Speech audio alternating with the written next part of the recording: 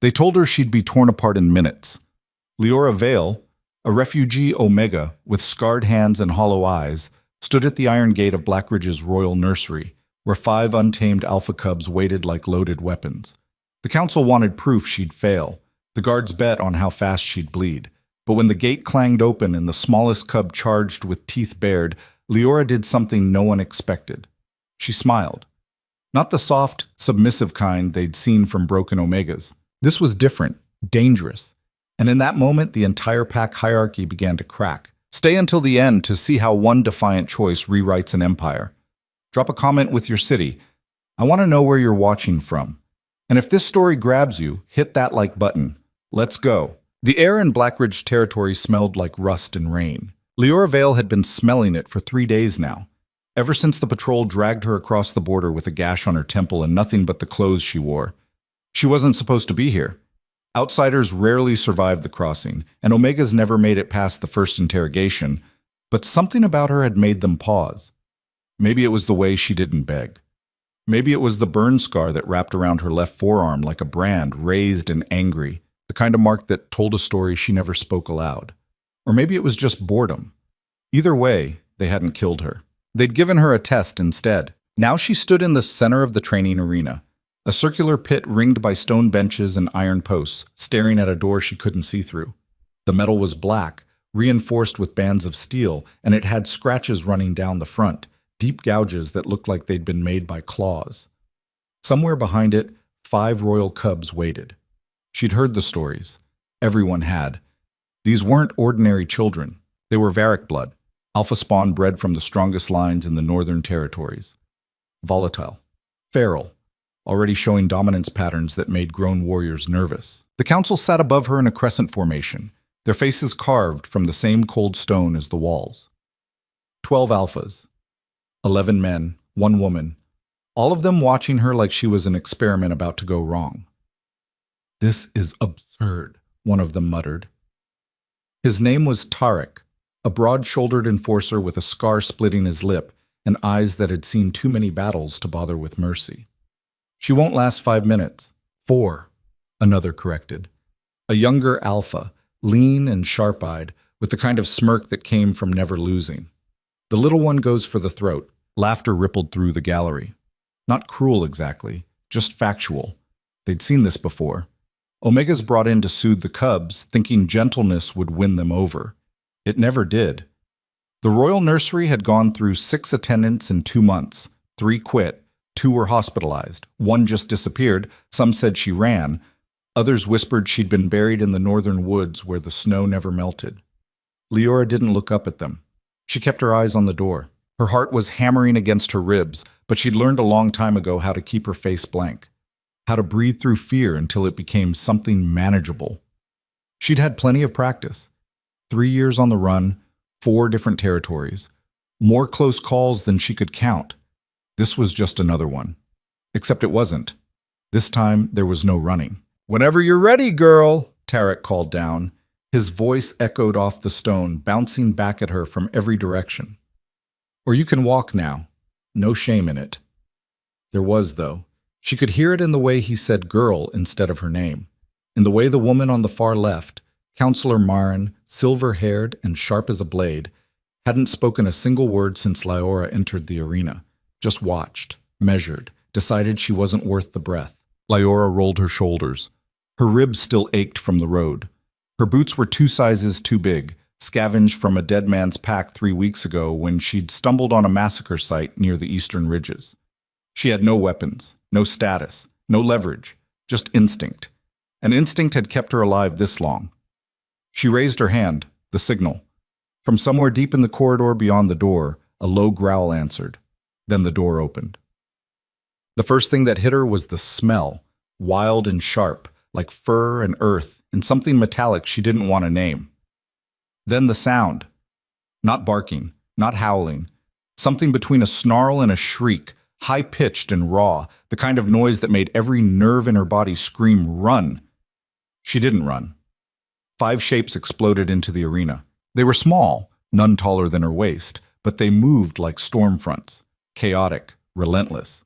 The largest led the pack, A gray-furred cub with gold eyes and a ridge of raised fur along his spine that made him look twice his size. Behind him came two others, nearly identical, their coats a mottled brown that shifted between shadow and light depending on how they moved. Then a sleek black one, hanging back but watching everything with eyes that tracked movement the way a hawk tracked prey. And last, the smallest, white-furred, with pale blue eyes and a limp in his left hind leg that made every step look like it hurt.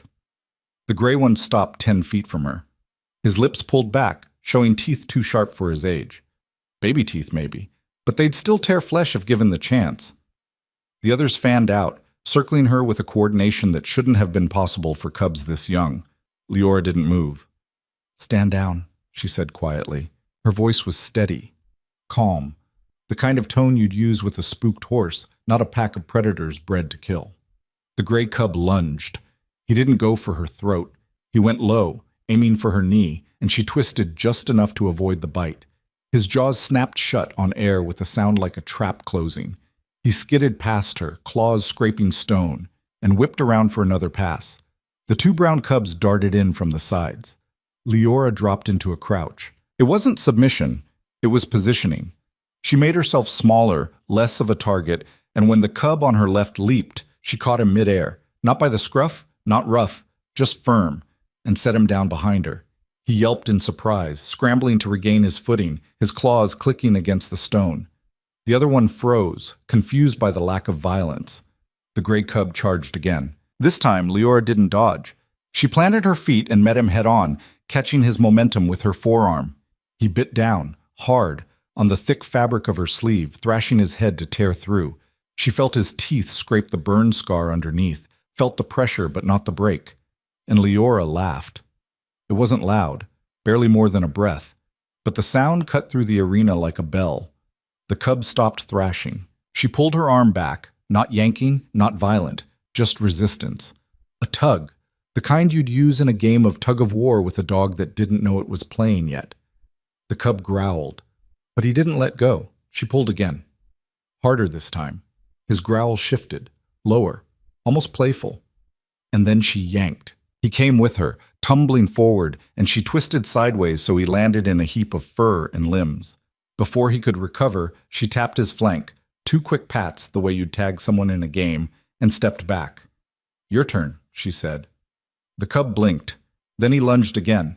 But this time there was no killing intent, just energy, just movement, just a cub who'd been locked in a nursery with nothing to do but fight and sleep and wait for someone to understand him. One of the brown cubs yipped and joined in. Then the other. The black one watched from the edge, tail low, uncertain, but his eyes tracked every move, cataloging, learning, and the smallest, the white one, sat perfectly still, staring at her like she was a puzzle he couldn't solve. Leora knelt. She didn't reach for him, didn't call him over, just knelt and waited, her hands loose at her sides, her breathing even. The gray cub crashed into her side, nearly knocking her over. She caught herself with one hand, laughing again, louder this time, and shoved him back. Not hard, just enough to make it interesting. He yipped, a sound of pure joy, and crashed into her again. The others piled on. And for the first time in 3 days, maybe the first time in 3 years, Leora forgot where she was. She forgot the council watching, forgot the iron walls, forgot the fact that she had no home, no pack, no future beyond this moment. She just played. She rolled with them when they tackled her, let them pin her down, and then wriggled free, laughing when they yipped in frustration. She grabbed the gray one's tail, gently, and he spun around, snapping at her hand, but there was no real aggression in it. Just play.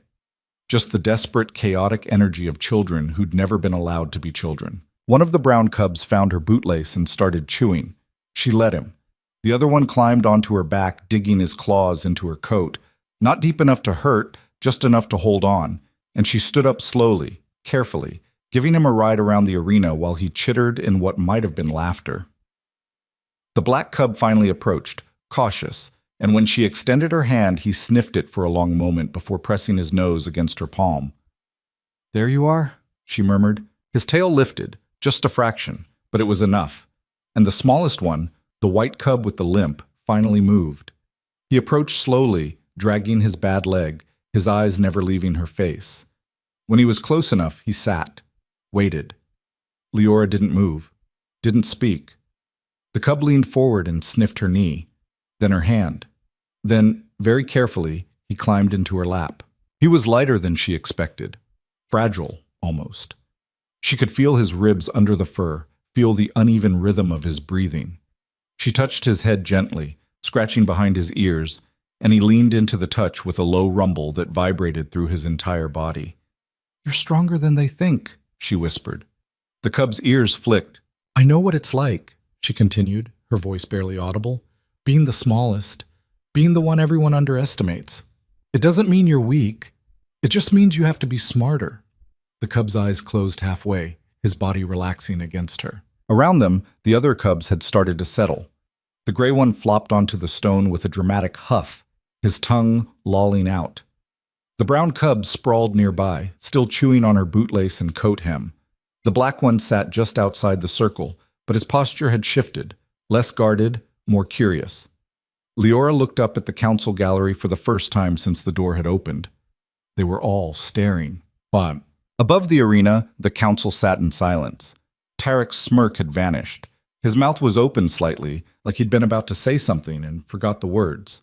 Marin leaned forward, fingers steepled, eyes narrowed in a way that made her look like she was dissecting what she'd just witnessed and reassembling it into something that made sense. Several of the other counselors were whispering to each other, their voices low and urgent. And at the far end of the crescent, in a seat carved from black stone and draped in wolf pelts, sat Ronan Varric, Alpha King of Blackridge, warlord of the Northern Packs, a man built like a siege weapon, all broad shoulders and brutal efficiency, with scars that told stories he never spoke aloud. His hair was dark, shot through with silver at the temples. His eyes were the color of winter, pale gray, cold, and unreadable.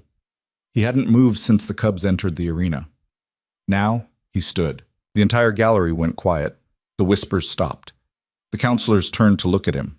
Even Tarek straightened in his seat, suddenly nervous in a way he hadn't been moments before.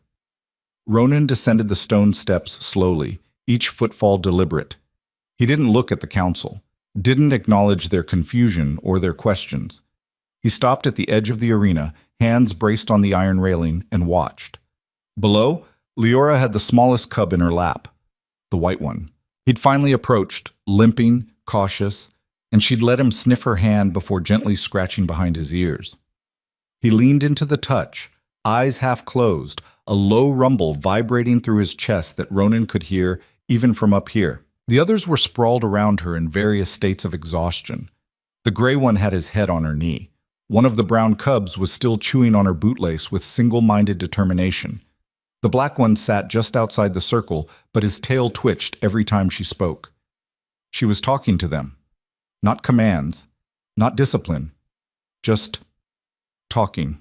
"You're faster than you think," she murmured to the white cub, her hand moving in slow, rhythmic strokes along his spine. "That leg doesn't slow you down as much as you believe it does. You just have to trust it." The cub's ears flicked forward, like he was listening. She smiled. "I know. Trusting broken things is hard, but broken doesn't mean useless. Sometimes it just means you've survived something that should have killed you. And that makes you dangerous in ways the whole ones will never understand." Ronan's jaw tightened. He'd seen warriors try to tame these cubs, seen handlers use chains, muzzles, dominance displays that left the cubs more traumatized than trained. Seen them fail, one after another, because they treated the cubs like threats instead of children, like weapons to be controlled instead of lives to be shaped. This woman, this stranger, this Omega, had walked in unarmed and turned a bloodbath into a game. No, not a game. Something deeper. She'd given them something they'd never had before. Permission to be vulnerable. "Who is she?" Ronan asked, his voice low enough that only the person nearest him would hear. Tarek appeared at his shoulder, slightly out of breath from the climb down the steps. He was a big man, but Ronan still had 4 inches and 50 pounds on him. "Refugee. Came across the Western Ridge 3 days ago. No pack markers, no history we can trace. She asked for asylum. And you put her in the arena." It wasn't a question. Tarek hesitated. "She volunteered, sir. We offered her a choice. Work detail in the mines, or prove she could handle the cubs. She chose this." Ronan's eyes didn't leave the woman below. What's her designation? Omega. Of course she was. Ronan had known the moment he saw her move, the way she made herself smaller, the way she used touch instead of force, the way she understood instinctively that dominance wasn't the answer here. Omegas weren't common in Blackridge. The territory was too harsh, too brutal, and most packs saw them as liabilities. Weaknesses to be protected or exploited, depending on the alpha in charge. Ronan had tried to change that, had issued decrees, restructured laws, built systems that were supposed to value all designations equally, but laws didn't change hearts. And the council still looked at Omegas like they were breakable things. Name? Ronan asked. Lyora Vale. Ronan tested the name silently. It didn't fit her. Too soft. Too delicate. The woman in the arena wasn't delicate. She was scarred and lean and had the kind of eyes that had seen too much too young, eyes that looked like his, if he was being honest, the kind you got when survival stopped being a choice and became a reflex. He watched her stand slowly, carefully shifting the white cub off her lap. The cub whined softly but let her go, settling onto the stone with his head on his paws. She stretched, wincing slightly, ribs, probably, and looked around at the cubs like she was memorizing them. Get her out, Ronan said. Tarek blinked. Sir? Get her out of the arena, now, before they shift.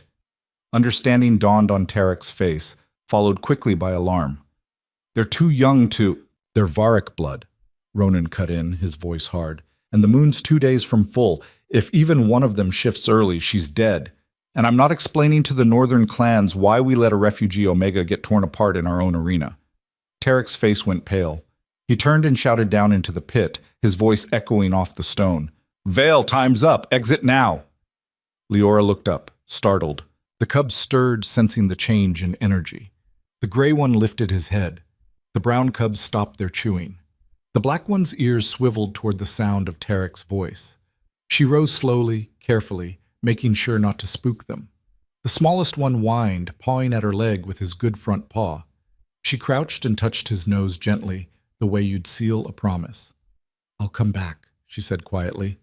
The cub didn't look convinced. His ears drooped. She stood and walked toward the exit gate, each step deliberate. The gray cub followed for a few steps, then stopped, watching her go with an expression that looked almost like betrayal. The others clustered together, confused and restless, their brief moment of peace already slipping away. The gate clanged shut behind her with a sound like a cell door closing. Lyra stood in the corridor, breathing hard, her sleeves shredded and her hand shaking from the adrenaline crash. She could feel the phantom weight of the smallest cub in her lap, could still hear the sound of their playing, and for a moment she thought she might cry. She didn't. She'd done it. She'd survived. A guard appeared beside her, a younger man with nervous eyes and a hand that kept drifting toward the blade at his hip, like he wasn't sure if he'd need it. Counselor Tarek wants you in the hall. Now. She nodded and followed, her boots echoing on the stone floor. Behind them, through the closed gate, one of the cubs howled. The council chamber was smaller than she'd expected. Stone walls, a long table made from a single piece of dark wood that looked like it had been there for centuries. No windows.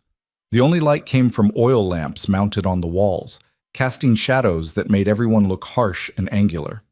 Ronan sat at the head of the table, his posture relaxed but his eyes sharp. The rest of the council filled the seats along the sides, their expressions ranging from skeptical to outright hostile. Marin sat at Ronan's right, her silver hair braided tight against her skull, her gaze clinical. She looked at Leora the way a scholar might look at a specimen, curious, but not convinced. Leora stood at the far end of the table. No chair offered, no water, just her and 12 alphas staring her down like she was on trial, which she supposed she was. Tarek spoke first, his voice carrying the weight of someone who'd already made up his mind. You survived. Congratulations. That doesn't mean we're keeping you. Agreed, another counselor said. A woman with a scarred throat and a voice like gravel scraped over stone. She got lucky. The cubs were tired. They weren't tired, Marin said quietly. All eyes turned to her. She didn't look away from Leora. I've watched those cubs for 2 months, every day, every interaction. They've never been tired, not once. They've been restrained, drugged, locked down, and beaten into submission by handlers twice their size, and they've never stopped fighting. The room went very still. Marin continued, her voice calm and precise. She didn't control them. She didn't dominate them. She didn't even try. And that's precisely why it worked. That's insane, Tarek said flatly. We can't build a pack on games and soft touches. These are royal cubs, future alphas. They need discipline, structure, strength. No, Marin said, and there was an edge to her voice now. They need balance, and balance requires more than just strength. Since when do Omegas understand balance? Another counselor asked, sneering slightly. They're built to submit, to nurture, not to lead. I'm not asking her to lead, Marin replied. I'm asking her to teach. Teach what? Tarek demanded. How to roll over, how to play nice. These cubs are going to rule packs someday. They'll have enemies, rivals, challengers who want them dead. You think playing games in an arena is going to prepare them for that? No, Ronan said. Everyone went quiet. He leaned forward, his hands flat on the table, and looked at Tarek. Games won't prepare them, but neither will fear. We've tried your way, Tarek. 6 handlers, all failures.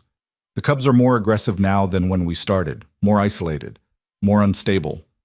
Tarek's jaw worked. Then what do you suggest?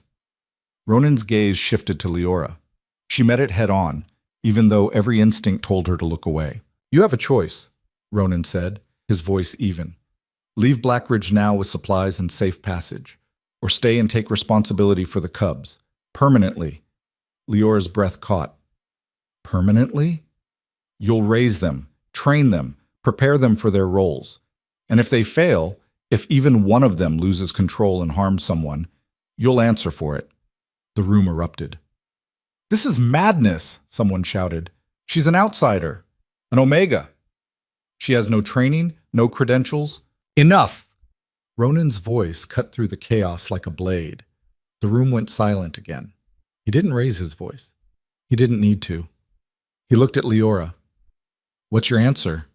She swallowed hard. Her throat felt dry. That's not fair. Ronan's mouth curved. Not quite a smile. Not quite kind. No, it's not. And if I refuse? Then you leave. Tonight. We'll give you a pack, supplies, enough to get you to the next territory. But you don't come back. She looked around the table, saw the doubt, the skepticism, the certainty that she'd fail, that this was just a formality before they sent her away. And she thought about the smallest cub, the white one with the limp and the 2 careful eyes, the one who'd finally trusted her enough to sit in her lap. She thought about what would happen to him if she left. Another handler, more chains, more fear, more breaking. What happens to them if I say no? She asked. Ronan didn't blink. We keep trying. Eventually we'll find someone who can handle them. Or we put them down. The words hung in the air like a death sentence. Leora's hands clenched into fists. You'd kill them? If they become a danger to the pack, yes. Ronan's voice was flat, factual. That's the law. Uncontrolled alphas are a threat to everyone. And these cubs are already showing signs that they can't be managed. Because you're managing them wrong, Leora said before she could stop herself. The room went deadly quiet. Tarek leaned forward, his eyes dangerous. Careful, girl. My name is Leora. Her voice was steady, but her heart was pounding. And I'm not wrong. You're treating them like weapons, like things, but they're children. They're predators, Tarek shot back. They're both. She looked at Ronan. You want me to raise them? Fine, but I do it my way. No chains, no cages, no handlers standing over them with whips and muzzles. They've hurt people, Marin said quietly. Because people have hurt them first, Leora replied. She took a breath. I'll take responsibility. If they fail, I fail. But you have to let me try. Ronan studied her for a long moment. Then he nodded once. Done. Tarek started to protest, but Ronan silenced him with a look. You'll have quarters in the East Wing, Ronan continued. Near the nursery. Report there at dawn. Someone will show you the rules. What if I break them? Leora asked. This time Ronan did smile, and it was not kind. Then you'll learn why we have them. What? That night, Leora lay on a cot in a room barely big enough to turn around in. The walls were stone, rough and cold. The window was a slit that let in wind and nothing else. She had a blanket that smelled like mildew and a pillow that was more rock than fabric. She didn't sleep. She kept thinking about the smallest cub, about the way he'd looked at her when she said she'd come back, like he'd heard promises before and knew they were lies. She'd made a promise, and for the first time in a long time, she intended to keep it. Outside, the wind howled through Blackridge like a living thing, carrying with it the scent of snow and pine and something wild.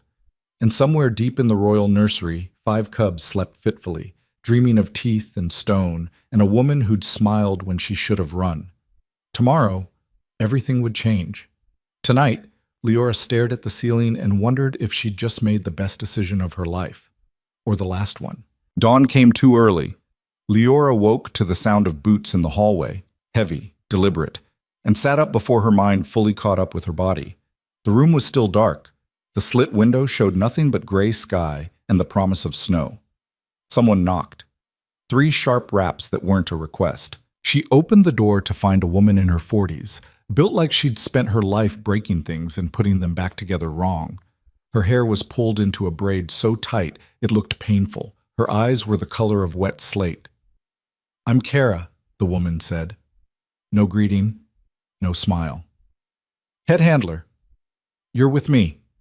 Leora stepped into the hallway, still pulling on the coat they'd given her the night before. It smelled like someone else and fit badly across the shoulders. "What time is it?" "Early enough that the cubs are still asleep. That won't last." Kara started walking without checking if Leora followed. "You've got an hour to learn the rules. After that, you're on your own." They moved through corridors that all looked the same, stone walls, oil lamps, cold air that tasted like metal. Leora's boots echoed too loud. Kara's didn't make a sound. "First rule," Kara said without slowing. "Never turn your back on them, even when they're sleeping, especially the gray one. His name's Garen. He's the oldest by 3 minutes, and he knows it." "They have names?" "Of course they have names. What did you think we called them? Cub 1 through 5? Kara shot her a look that might have been annoyance or amusement. Hard to tell. "The brown twins are Dace and Torn.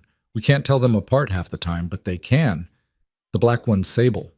Quiet. Watches everything. Don't let that fool you. He's faster than the others when he wants to be." "And the smallest?" Kara's expression shifted, something that wasn't quite pity. "Ash.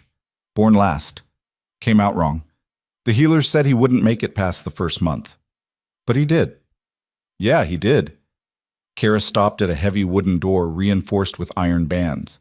"Second rule. Don't show weakness. They can smell fear, pain, hesitation. They'll use it against you. They're children. They're predators." Kara's hand rested on the door handle. "And the second you forget that is the second you die. Third rule. If one of them shifts early, you run. Don't try to help. Don't try to fight. You run, and you seal the door behind you. Understood?" Leora nodded, though her stomach twisted at the thought. Kara opened the door. The nursery was bigger than Leora expected. High ceilings, stone walls covered in deep scratches, a floor scattered with straw that looked like it had been shredded by something with claws. In the far corner sat 5 small beds, more like nests, really, piled with furs and blankets. The cubs were awake, all of them. Garen stood in the center of the room, his gold eyes fixed on the door. Dace and Torin flanked him, their ears swiveling toward the sound of footsteps. Sable hung back in the shadows near the wall, perfectly still. And Ash sat alone by the window slit, his white fur catching what little light filtered through. "They've been waiting," Kara said quietly. "They knew you were coming." "How?" "You're sent. They marked you yesterday." She stepped aside. "You're up." Leora walked into the nursery. The door closed behind her with a sound that felt too final. The cubs didn't move. Leora stood just inside the doorway, her hands loose at her sides, and waited. She could feel their eyes on her, assessing, calculating, deciding whether yesterday had been real or just a fluke. Garen took a step forward. His posture was different than it had been in the arena, more controlled, less wild, like he'd spent the night thinking about what happened and had come to a conclusion she wasn't going to like. "Hey," Leora said quietly. The cub's ears flicked, but he didn't respond. She moved slowly, angling toward the center of the room. Not directly at him, not challenging, just present. I told you I'd come back. Garen's lip curled slightly, showing teeth. One of the twins, Dace, maybe, or Torin, made a low sound in his throat that might have been a warning. Sable shifted in the shadows, his eyes catching the lamplight. And Ash didn't move at all. Leora knelt. It was a risk. She knew that. Kneeling put her at eye level with them, made her smaller, but it also made her vulnerable. If Garen decided to test her, she'd have no leverage. She knelt anyway. I know you don't trust me yet, she said. That's fine, trust takes time, but I'm not going anywhere, so we might as well figure out how this works. Garen lunged, not at her, at the ground between them. He slammed his front paws down with enough force to crack the stone, his teeth bared, his entire body radiating aggression. It was a test. Leora didn't flinch, she met his eyes and held them. Didn't challenge, didn't submit, just met. The silence stretched. Then Garen sat. It wasn't surrender. It was curiosity. Leora exhaled slowly and reached into her pocket. She'd taken food from the meal hall that morning, dried meat, tough and salty, and now she pulled out a strip and held it up. Hungry? Garen's nose twitched. She tossed the meat, not at him, to the side, far enough that he'd have to move to get it. He didn't move.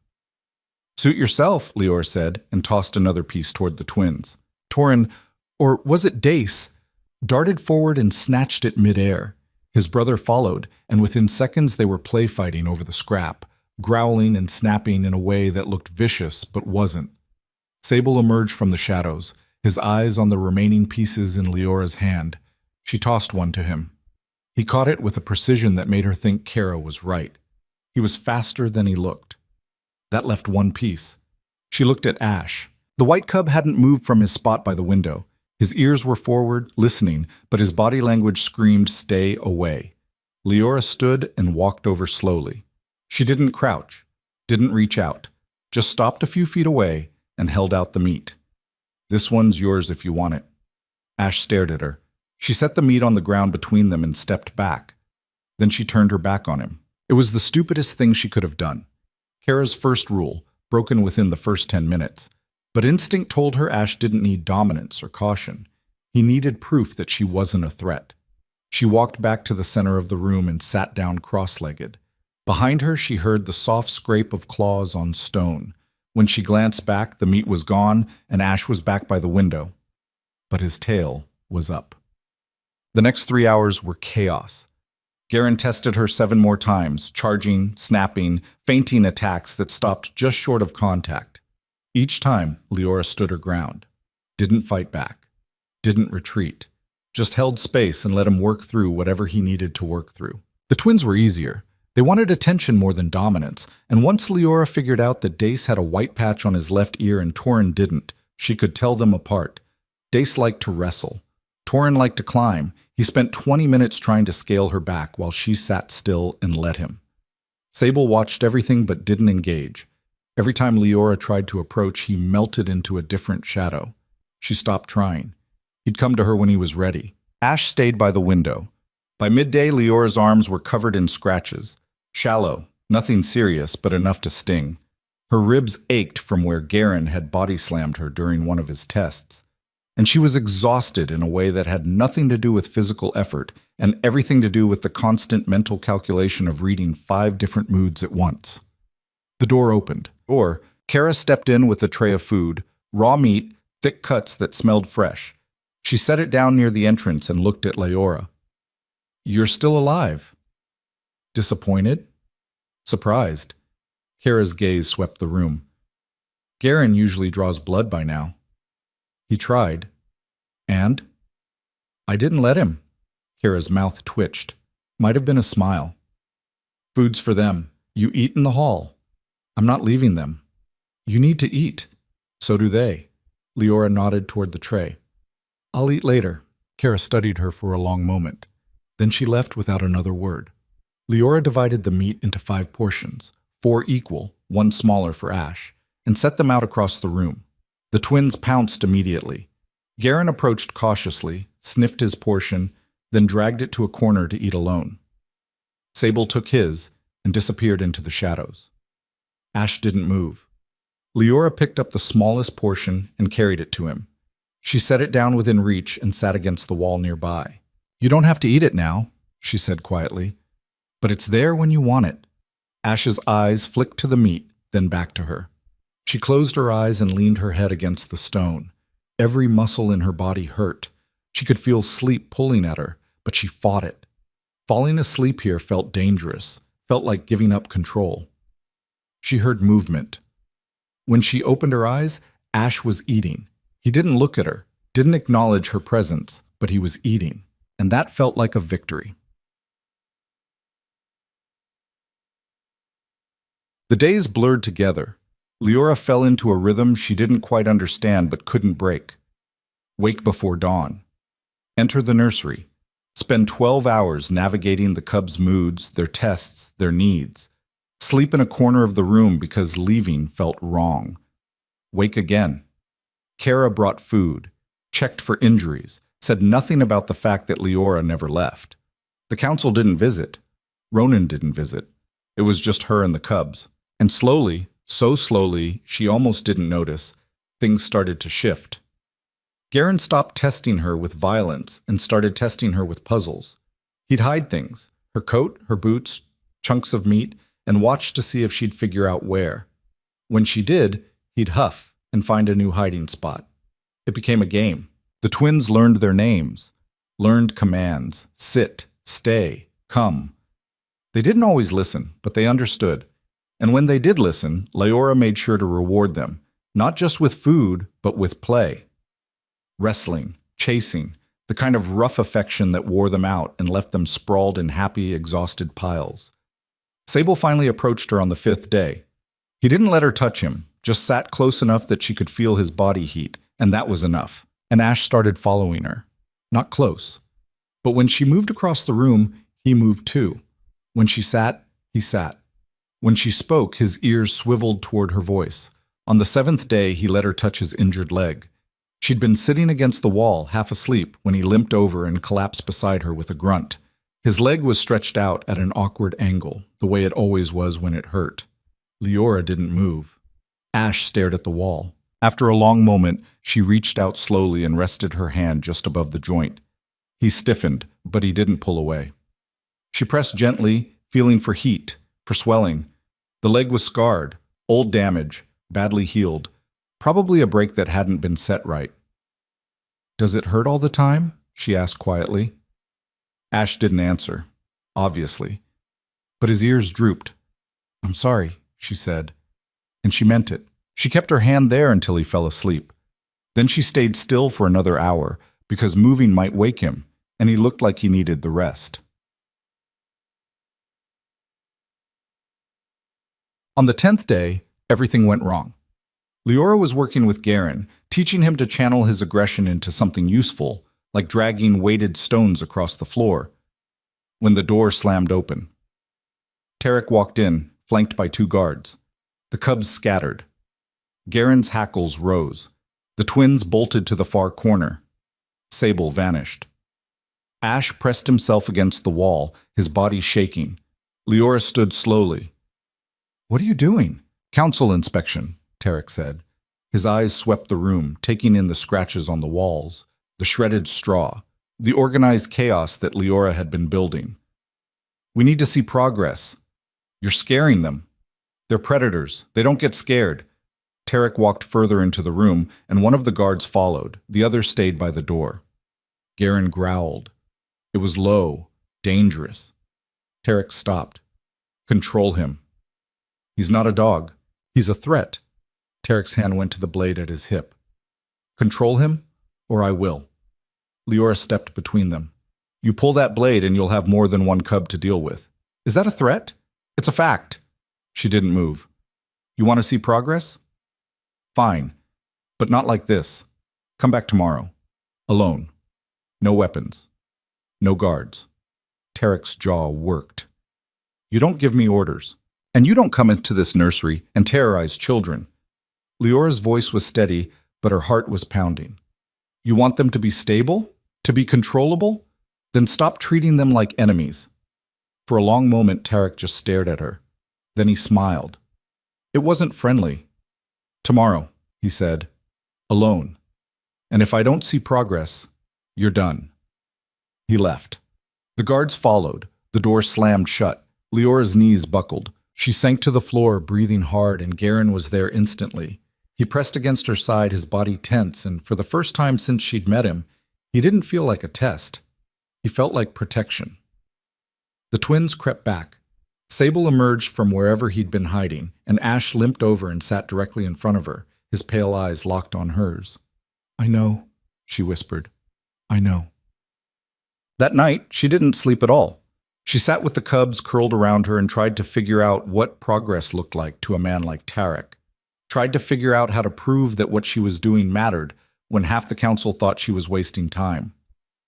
She thought about running, taking the cubs and disappearing into the northern woods, finding somewhere quiet, somewhere safe. But there was nowhere safe. Not for them, not for her. And running wouldn't prove anything. By dawn, she had a plan. It was risky, probably stupid, but it was all she had. When Tarek arrived the next day, alone, as promised, but with a sneer that said he expected failure, Leora was ready. Sit, she said, pointing to a spot near the wall. Tarek raised an eyebrow. Excuse me? You want to see progress.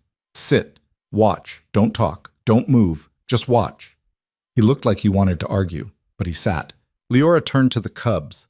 They were tense, wary, their eyes flicking between her and Tarek like they were waiting for violence.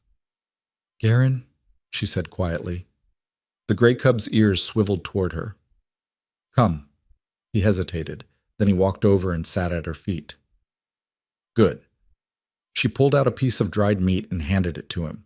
He took it gently, no snapping, no aggression, and carried it back to his corner. She called the twins next. Then Sable. Each one responded. Each one controlled. And then she called Ash. The white cub limped forward slowly. When he reached her, she knelt and held out her hand. He pressed his nose against her palm, and then, impossibly, he rolled onto his back. Submission. Trust. Leora's throat tightened. She scratched his belly gently, and Ash's tail thumped against the floor. When she looked at Tarek, his expression was unreadable. They're not weapons, she said quietly. They're children. And if you keep treating them like the first, you'll never get the second. Tarek stood. He walked to the door without a word. Then he stopped and looked back at her. 1 month, he said. You have 1 month to prove this works. After that, the council votes. He left, and Leora sat on the cold stone floor, surrounded by 5 cubs who just trusted her enough to perform for a man they hated, and realized she'd just bet everything on a single roll. The door was still swinging shut when Garen headbutted her shoulder hard enough to bruise. She laughed despite herself. Yeah, she said, I know, I'm an idiot. But they were her idiots now, and she'd be damned if she let anyone take that away. The problem was, 1 month wasn't enough time to undo generations of fear. Leora learned that 3 days later when Kara showed up at dawn with a split lip and fury in her eyes. Get up, Kara said, her voice tight. Now. Leora was already awake. She'd been awake for hours, watching Ash sleep fitfully in the corner, but she stood slowly, careful not to wake the cubs. What happened? The council happened. Kara's jaw worked like she was chewing glass. There was a fight last night. 2 alphas from the Eastern Pack got drunk and decided to settle an old grudge. It got bloody. 3 bystanders injured, 1 critically.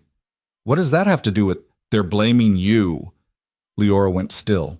That doesn't make sense. Doesn't have to make sense. You're an outsider teaching royal cubs to be soft. That makes you an easy target. Kara stepped closer, lowering her voice. Tarek's pushing hard. Says your methods are weakening pack structure. Says if the future alphas learn to play instead of fight, the whole territory goes soft. Others are listening. That's insane. That's politics. Kara wiped blood from her lip with the back of her hand. I tried to argue your case. This is what I got for it. Leora's stomach dropped. Who hit you? Doesn't matter. What matters is you've got a target on your back and the cubs are caught in the crossfire. Kara glanced at the sleeping forms scattered across the nursery. Ronan's called an emergency council session. Tonight, you're expected to attend. And say what? Whatever keeps you alive. Kara turned to leave, then stopped. For what it's worth, I think you're right. About them. About all of it. But being right doesn't mean much when you're dead. She left before Leora could respond. The cubs knew something was wrong. They always knew. Garen stayed close all morning, his body tense, his eyes tracking every shadow. The twins were quiet. No playing, no roughhousing, just watchful silence. Sable disappeared entirely, and no amount of coaxing could draw him out. Even Ash seemed restless, pacing the perimeter of the room with his uneven gait, his ears swiveling at sounds Leora couldn't hear. By midday, Leora's nerves were frayed. She tried to work with them, basic commands, simple games, but her heart wasn't in it, and the cubs could tell. Garen refused to engage. Day snapped at Torin over nothing, and when Leora reached for Ash, he pulled away. That hurt more than she expected. She sat against the wall and closed her eyes, trying to think, trying to plan. But every scenario she ran ended the same way, her removed from the nursery, the cubs handed over to someone who'd break them, and everything she'd built crumbling to dust. She didn't hear the door open. You look like hell. Leora's eyes snapped open. Ronan stood in the doorway, arms crossed, expression unreadable. He was alone. No guards, no council members, just him and the weight of authority that followed him like a shadow. The cubs scattered. Garen positioned himself between Ronan and Leora, his hackles raised. The twins bolted to the far corner. Sable's eyes gleamed from the darkness. Ash pressed against the wall, trembling. Ronan didn't move. You need to call them off. They're not attacking you. Not yet. His gray eyes flicked to Garen. But that one's thinking about it. Leora stood slowly. Garen, stand down. The gray cub didn't move. Garen! He growled, low, warning. Leora walked over and placed her hand on his head. I know, but not him. Not now. Garen's muscles were coiled tight, ready to spring, but after a long moment he sat. Didn't relax, just sat. Ronan's eyebrow lifted slightly. Impressive. What do you want? To see if you're worth the fight I'm about to have.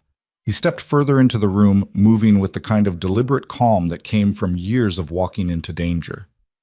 Tarek's convinced half the council that you're a threat. The other half doesn't care enough to argue. That leaves me. Why? Why what? Why fight for me? Leora's hands clenched at her sides. You don't know me. You don't owe me anything. And according to your counsel, I'm making everything worse. Ronan stopped a few feet away. Up close, he was even bigger than she'd thought. Broad shoulders, scarred knuckles, the kind of presence that filled a room. But his eyes weren't cruel, just tired. Because I've seen what happens when we raise alphas on nothing but violence, he said quietly. My father did it. His father before him. Every generation, the same pattern. Beat them into submission. Teach them that strength is the only thing that matters. Watch them grow into leaders who rule through fear. He looked at the cubs. It works. For a while. But fear doesn't build loyalty. It builds resentment. And eventually, someone gets strong enough to challenge, and the whole thing collapses in blood. Leora said nothing. You're doing something different, Ronan continued. I don't fully understand it. Half the time I think it's reckless. But I've watched those cubs respond to you in ways they never responded to anyone else. That means something. Tarek doesn't think so. Tarek thinks strength is measured in scars and body count. He's wrong, but he's loud, and loud carries weight in council chambers. Ronan's jaw tightened. Tonight, they're going to demand proof that your methods work. Real proof. Not party tricks, not obedience. They want to see that these cubs can handle what's coming. And what's coming? The right of dominance. Leora's blood went cold. She'd heard whispers about the right. Every pack had some version of it. A test. A trial. A way to prove that young alphas were ready to lead. They're too young, she said flatly. I know. They'll get hurt. Or worse. I know. Ronan's expression was grim. But if we don't give the council something, they'll vote you out tonight, and then someone else takes over. Someone who'll do it Tarek's way. What does the right involve? Ronan hesitated. That alone told her it was bad. Combat trial, he said finally. 3 stages. First stage, they face trained warriors in controlled sparring. No killing, but contact is real. Second stage, they navigate the northern woods alone for 3 days. Third stage, they face a live threat. What kind of threat? Depends. Usually a rogue alpha. Sometimes a wild predator. His eyes met hers. Sometimes both. Leora felt sick. You can't be serious. I don't make the laws. I enforce them. But he didn't sound happy about it. The right exists because alphas need to prove they can survive, that they can protect, that they can lead. They're children. They're Varric blood. They'll be held to Varric standards. Ronan exhaled slowly. I can delay it. Give you 2 more weeks. But that's all I can buy you. After that, the council forces my hand. And if they fail? He didn't answer. He didn't need to. Leora looked at the cubs. Garen was watching the conversation with sharp eyes. The twins had crept closer, listening. Even Ash had stopped trembling, his attention fixed on Ronan like he understood every word. 2 weeks, she said quietly. Ronan nodded. 2 weeks. Make them count. He left without another word. The door closed and Leora sank to the floor. Garen approached cautiously and pressed his head against her shoulder. The twins flanked her. Sable emerged from the shadows and sat at the edge of the group. And Ash, small, fragile Ash, limped over and climbed into her lap. She held him and tried not to think about what would happen if she failed. The next 2 weeks were brutal. Leora restructured everything. No more games, no more gentle coaxing. She pushed the cubs harder than she'd ever pushed them, drilling commands until they responded on instinct, running endurance exercises until they collapsed, teaching them to fight not for dominance, but for survival. Garen took to it like he'd been waiting for permission. He was fast, vicious when he needed to be, and smart enough to know when to hold back. The twins struggled at first, they'd gotten too used to playing. But once they understood the stakes, they adapted. Sable became her secret weapon, moving through training exercises like a shadow, landing hits no one saw coming. Ash was the problem. His legs slowed him down, made him vulnerable, and no amount of training could change the fact that in a real fight, he'd be a target. Leora worked with him separately, late at night when the others were asleep. She taught him to use his size as an advantage, how to slip under defenses, how to go for weak points, how to survive long enough for help to arrive. But she could see the doubt in his pale eyes. He didn't think he'd make it. Neither did she. On the 10th day, Kara brought news. They're accelerating the timeline. Leora looked up from where she was wrapping a scrape on Torin's leg. What? The right. It's happening in 4 days. Kara's expression was hard. Tarek pushed it through, said waiting was a waste of resources. That's not enough time. I know. Kara crouched beside her. There's something else. The live threat stage. It's not going to be a rogue alpha. Leora's hand stilled. Then what? A feral. The word hung in the air like a death sentence. Ferals were alphas who'd lost themselves to the shift, who'd stayed in their animal form so long they forgot how to be human. They were fast, brutal, and completely unhinged, killing machines with no conscience and no control. They're sending children against a feral, Leora said slowly. They're sending royal cubs against a controlled threat in a monitored environment, Kara corrected. That's how Tarek's spinning it. He's saying it's traditional, historical, that every Varric alpha has faced the same test. And you believe that? Kara's silence was answer enough. Leora stood. I need to see Ronan. He's in the war room. Council's in session. I don't care. Get me in there. Kara studied her for a long moment, then she nodded. This is going to get ugly. It's already ugly.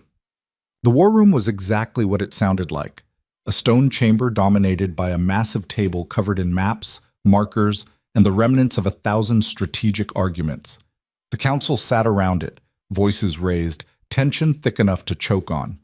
Leora walked in without permission. The room went silent. Tarek was on his feet, mid-sentence, his face red with anger. Marin sat with her fingers steepled, watching everything.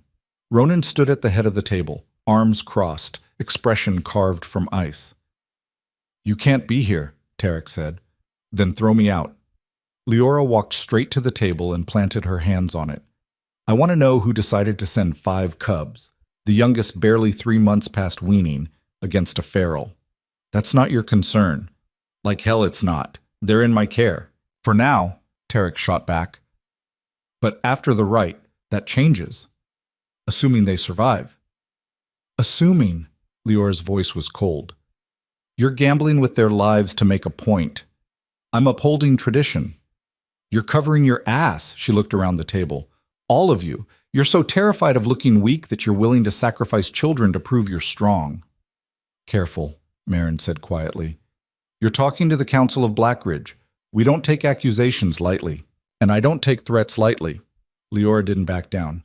Change the terms. Give them a fair fight. The right is fair, another counselor said, an older man with white hair and scars that covered half his face. Every alpha faces it. Every alpha faces it at full maturity, not as cubs. They're Varek blood, Tarek said. They're held to higher standards.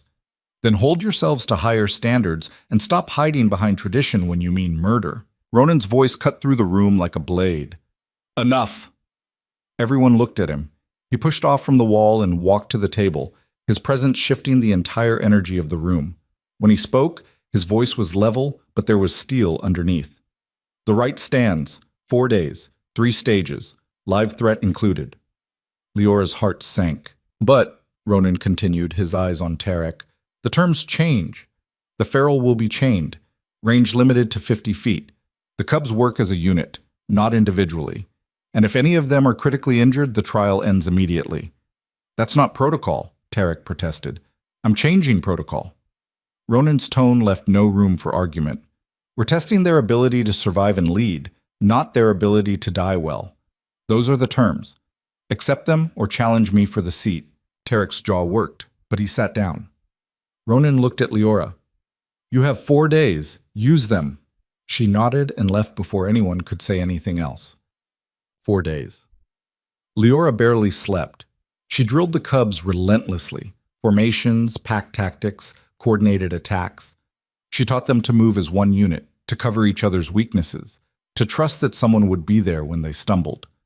Garen became the anchor, strong, fast, aggressive when needed, but disciplined enough to hold the line. The twins became the flankers, quick, coordinated, able to strike from angles the enemy wouldn't expect. Sable became the shadow, the one who slipped through defenses and landed killing blows before anyone knew he was there. And Ash became the strategist. Leora discovered it by accident on the second day. She'd set up a mock combat scenario, Kara playing the role of aggressor, and watched the cubs attempt to take her down. They failed 3 times. On the 4th attempt, Ash sat back and watched. Then he made a sound, low, specific, and the others shifted instantly. Garen went high. The twins split. Sable circled, and Kara went down in under 10 seconds. What was that? Leora asked. Ash just looked at her with those 2 smart eyes. She realized then that his weakness wasn't a liability. It was a perspective. He couldn't rely on strength, so he learned to read patterns, to see openings, to direct the others where they needed to be. She built the entire strategy around him. By the night before the rite, they were ready. As ready as they'd ever be. Leora sat with them in the nursery, all 5 cubs pressed against her in a pile of fur and warmth and nervous energy. Tomorrow's going to be hard, she said quietly. Harder than anything you've faced. But you're not alone. You have each other, and you have me. Garen huffed. I know, I can't go with you into the trial, but I'll be there, watching. And when it's over, we're walking out of this together. She didn't know if that was true, but she needed them to believe it. The rite began at dawn. The entire pack gathered in the arena, hundreds of them, filling the stone benches, their voices a low roar of anticipation. Leora stood at the edge with Kara, her hands clenched so tight her nails drew blood. The cubs entered through the main gate. They looked so small. Garen led, his head high despite the fear Leora could see in the tension of his shoulders. The twins flanked him. Sable moved like liquid shadow, and Ash brought up the rear, limping but determined. The first stage was sparring. 3 warriors entered the arena, veterans, all of them, with scars and muscle and years of experience. They weren't trying to kill, just a test. The cubs held their own. Garen took the brunt of the attacks, his size and aggression buying the others time. The twins worked in tandem, one distracting while the other struck. Sable moved through gaps, landing hits that drew blood. And Ash called the shots, his voice cutting through the chaos with commands that kept them alive. They won. Barely. The crowd roared. The second stage was survival. The cubs were released into the northern woods with nothing but instinct and each other. 3 days alone. No food provided. No shelter. Just survive. Leora wasn't allowed to follow. Those 3 days were the longest of her life.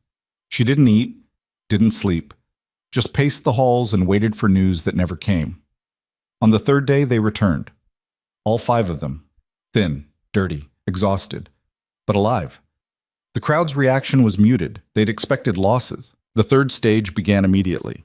The feral was brought in. It was massive, an alpha who'd shifted years ago and never come back. Its fur was matted, its eyes wild, its movements jerky and wrong. The chains around its neck rattled as it lunged against them, testing the limits. 50 feet of range. The cubs stood in formation, and the chains released. The feral charged.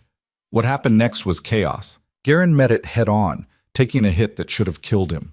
The twins darted in, slashing at its flanks. Sable went for the throat and missed. The feral's claws caught Torin across the ribs, and the cub went down screaming. Ash's voice cut through the noise, sharp, commanding. The formation shifted. Garen pulled back. Dace covered Torin, Sable circled. And when the feral lunged again, they were ready. Garen hit low, Sable hit high. Dace struck from the side. The feral collapsed. It wasn't dead, but it was down. The crowd erupted. Leora's knees gave out. Kara caught her. They did it! Torin! He's alive! Injured, but alive. Ronan appeared beside them, his expression unreadable. Get a healer to the arena. Now! Guards rushed forward. The cubs were escorted out. Torin carried, the others limping but walking. And Leora was already moving, pushing through the crowd, ignoring the voices and the hands trying to stop her. She reached the cubs just as the healers arrived. Torin was bleeding badly. His breathing was shallow, but his eyes were open. "You're okay," Leora said, kneeling beside him. "You're okay." He whined softly. The healer pushed her aside. "We need space." Leora stepped back, her heart in her throat. The other cubs pressed against her legs. Garen, Dace, Sable, Ash. All of them shaking. All of them alive. Ronan's voice came from behind her. "They passed." She turned. "What?" "The right. They passed. All of them." His gray eyes met hers. "You did it." She didn't feel victorious. She felt like she'd just watched children go to war. And won. Tarek appeared at Ronan's shoulder, his expression tight. "This doesn't change anything." "Yes," Ronan said quietly. "It does." Before Tarek could respond, a commotion erupted from the crowd. Someone was shouting, and then Leora saw her. A woman pushing through the guards, her face twisted with rage, her hand reaching for a blade. "She's killing them!" the woman screamed. "She's making them weak. She has to die." The blade came free. The woman lunged, and Ash, small, broken Ash, threw himself between Leora and the attacker. The blade went through his shoulder. He collapsed. Everything stopped. Leora's scream tore through the arena like a living thing. Guards tackled the woman. Ronan was shouting orders. The healer abandoned Torin and rushed to Ash, and Leora dropped to her knees beside the small white cub, her hands covering the wound, blood pouring through her fingers. "No," she whispered. "No, no, no." Ash's eyes found hers, and he didn't look afraid. He looked like he'd made a choice. The same way she had. The healer's hands moved fast, pressure, cloth, something that smelled sharp and medicinal, but all Leora could see was blood. Too much blood for something so small. "Move!" the healer barked. An older woman with gray streaks in her dark hair and hands that had clearly done this 1,000 times. "I need space." Leora didn't move. Couldn't move. Her hands were still pressed against Ash's shoulder, feeling his heartbeat flutter against her palms like a dying bird. "Leora," Ronan's voice close to her ear. "Let her work." "Let her work." Strong hands gripped her shoulders and pulled her back. She fought for half a second before her legs gave out entirely. Ronan caught her weight, lowering her to the ground a few feet away while the healer bent over Ash's small body. The other cubs were going insane. Garen was trying to get to Ash, snarling and snapping at anyone who came close. The twins had backed into a corner, their bodies pressed together, eyes wild.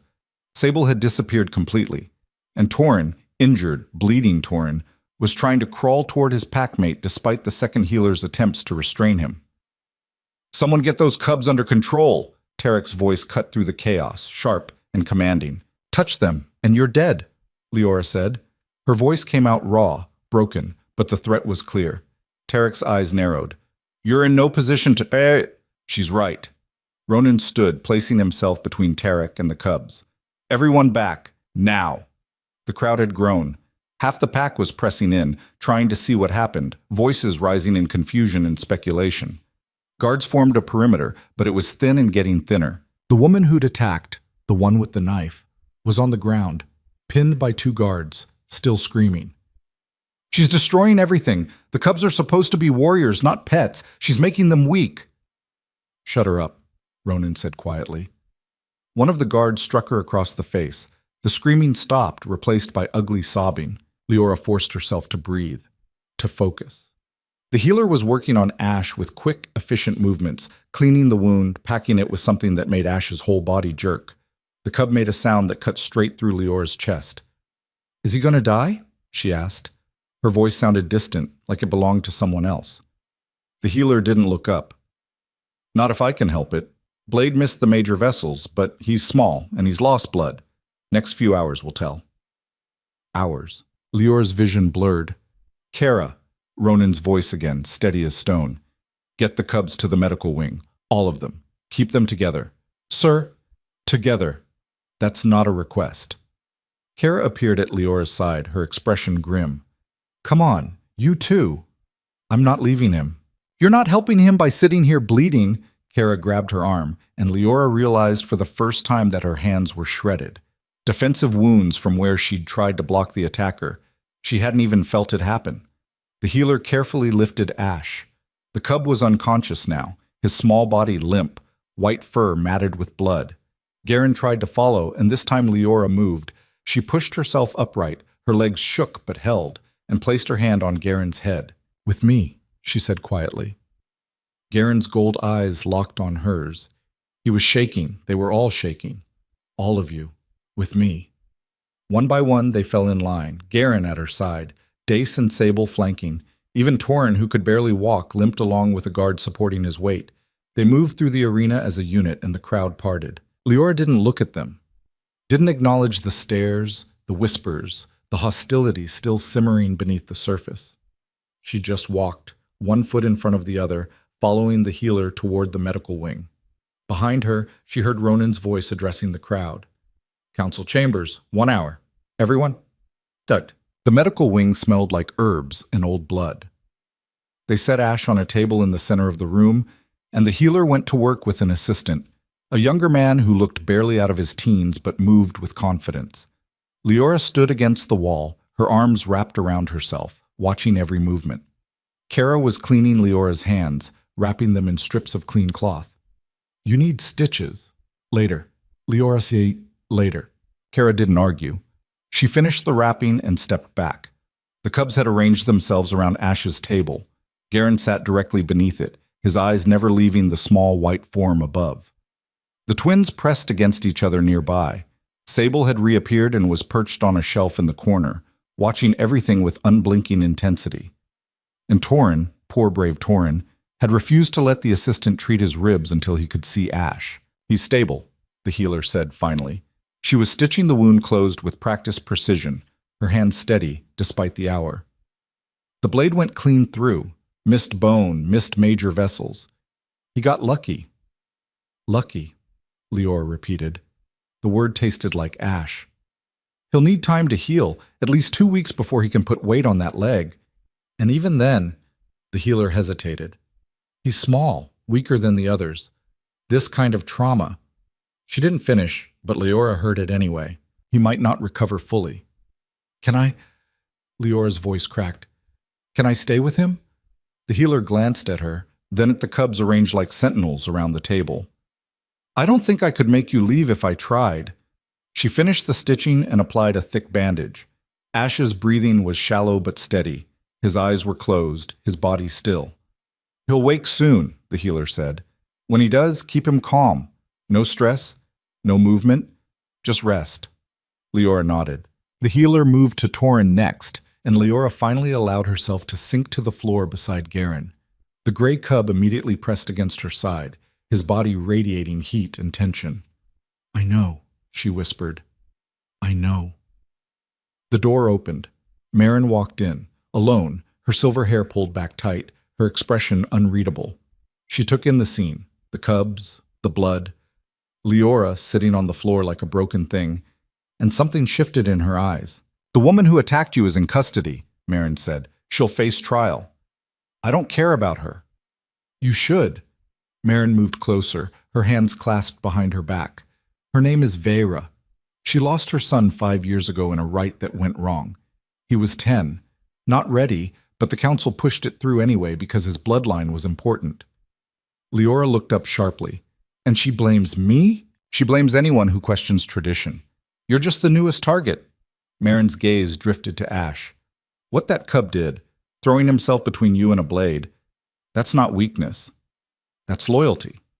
The kind we've been trying to breed into alphas for generations and failing because we teach them that loyalty is submission. Why are you telling me this? Because the council meets in 40 minutes, and Tarek's going to use what happened as proof that your methods are dangerous. Marin's voice was calm, clinical. He'll say the cubs are too attached to you, that their loyalty to a single person makes them vulnerable, that a proper alpha serves the pack, not an individual. And what do you say? Marin was quiet for a moment. Then she crouched down, bringing herself to eye level with Leora. I say that cub didn't throw himself in front of a blade because you made him weak. He did it because you made him believe he was worth protecting something. That's not a flaw. That's the foundation of every strong pack that's ever existed.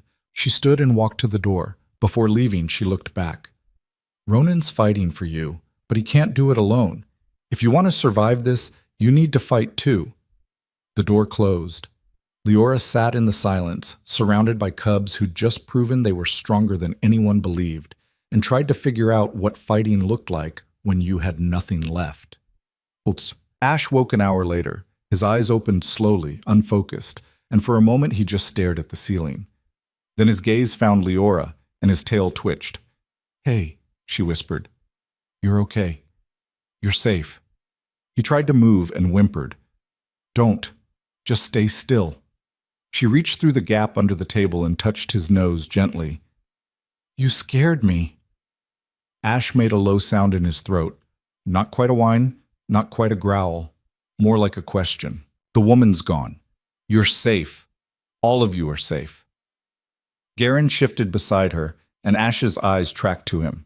The two cubs stared at each other for a long moment. Then Garen stood, walked to the table, and very carefully touched his nose to Ash's. The twins followed. Then Sable. Even Torin, ribs wrapped, moving stiffly, limped over and pressed his forehead against Ash's good shoulder. They stayed like that for several minutes. A pile of battered cubs holding vigil over their smallest member. And something in Leora's chest cracked wide open. These weren't just cubs anymore. They were a pack. And she'd built that.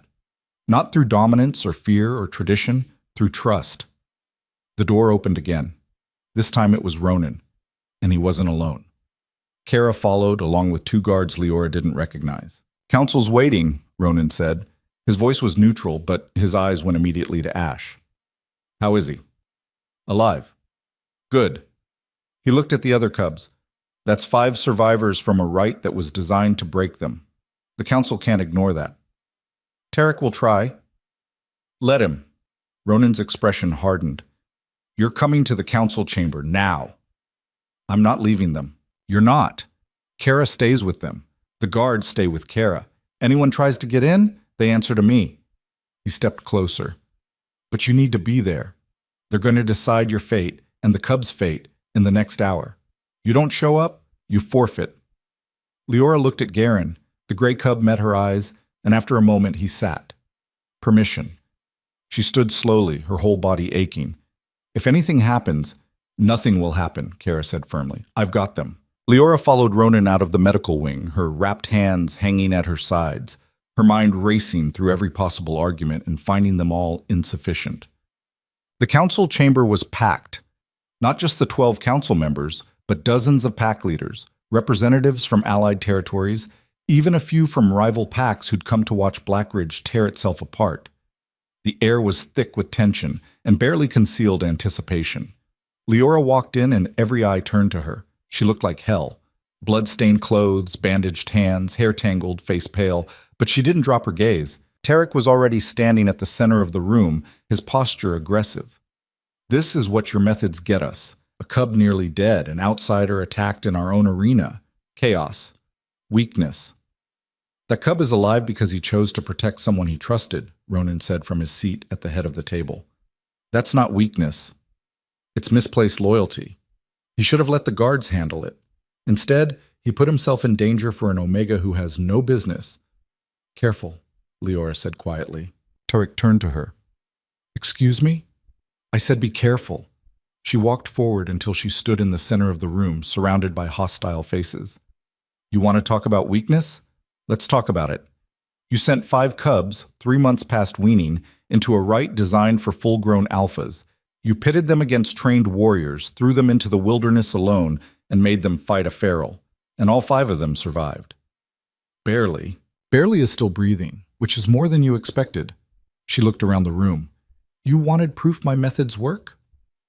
There it is. 5 cubs who should have died, who everyone in this room thought would die, and they didn't because I taught them something you never could. And what's that? The counselor asked. An older woman with scars across her throat. That survival isn't about being the strongest. It's about being smart enough to know when to fight and when to protect. It's about trusting the people beside you to have your back when you fall. Leora's voice was steady now, gaining strength. You've been raising alphas on fear for generations, teaching them that showing vulnerability is death. And what's it gotten you? Leaders who rule through intimidation, packs that fracture the second someone stronger comes along. A system so brittle that one outsider Omega can threaten it just by teaching cubs to play. The room erupted, voices overlapped, some shouting agreement, others hurling accusations. Tarek was red-faced, gesturing wildly. Marin sat silent, watching. And Ronan was smiling, not a kind smile, a dangerous one. He stood, and the room went quiet. Vote, he said simply.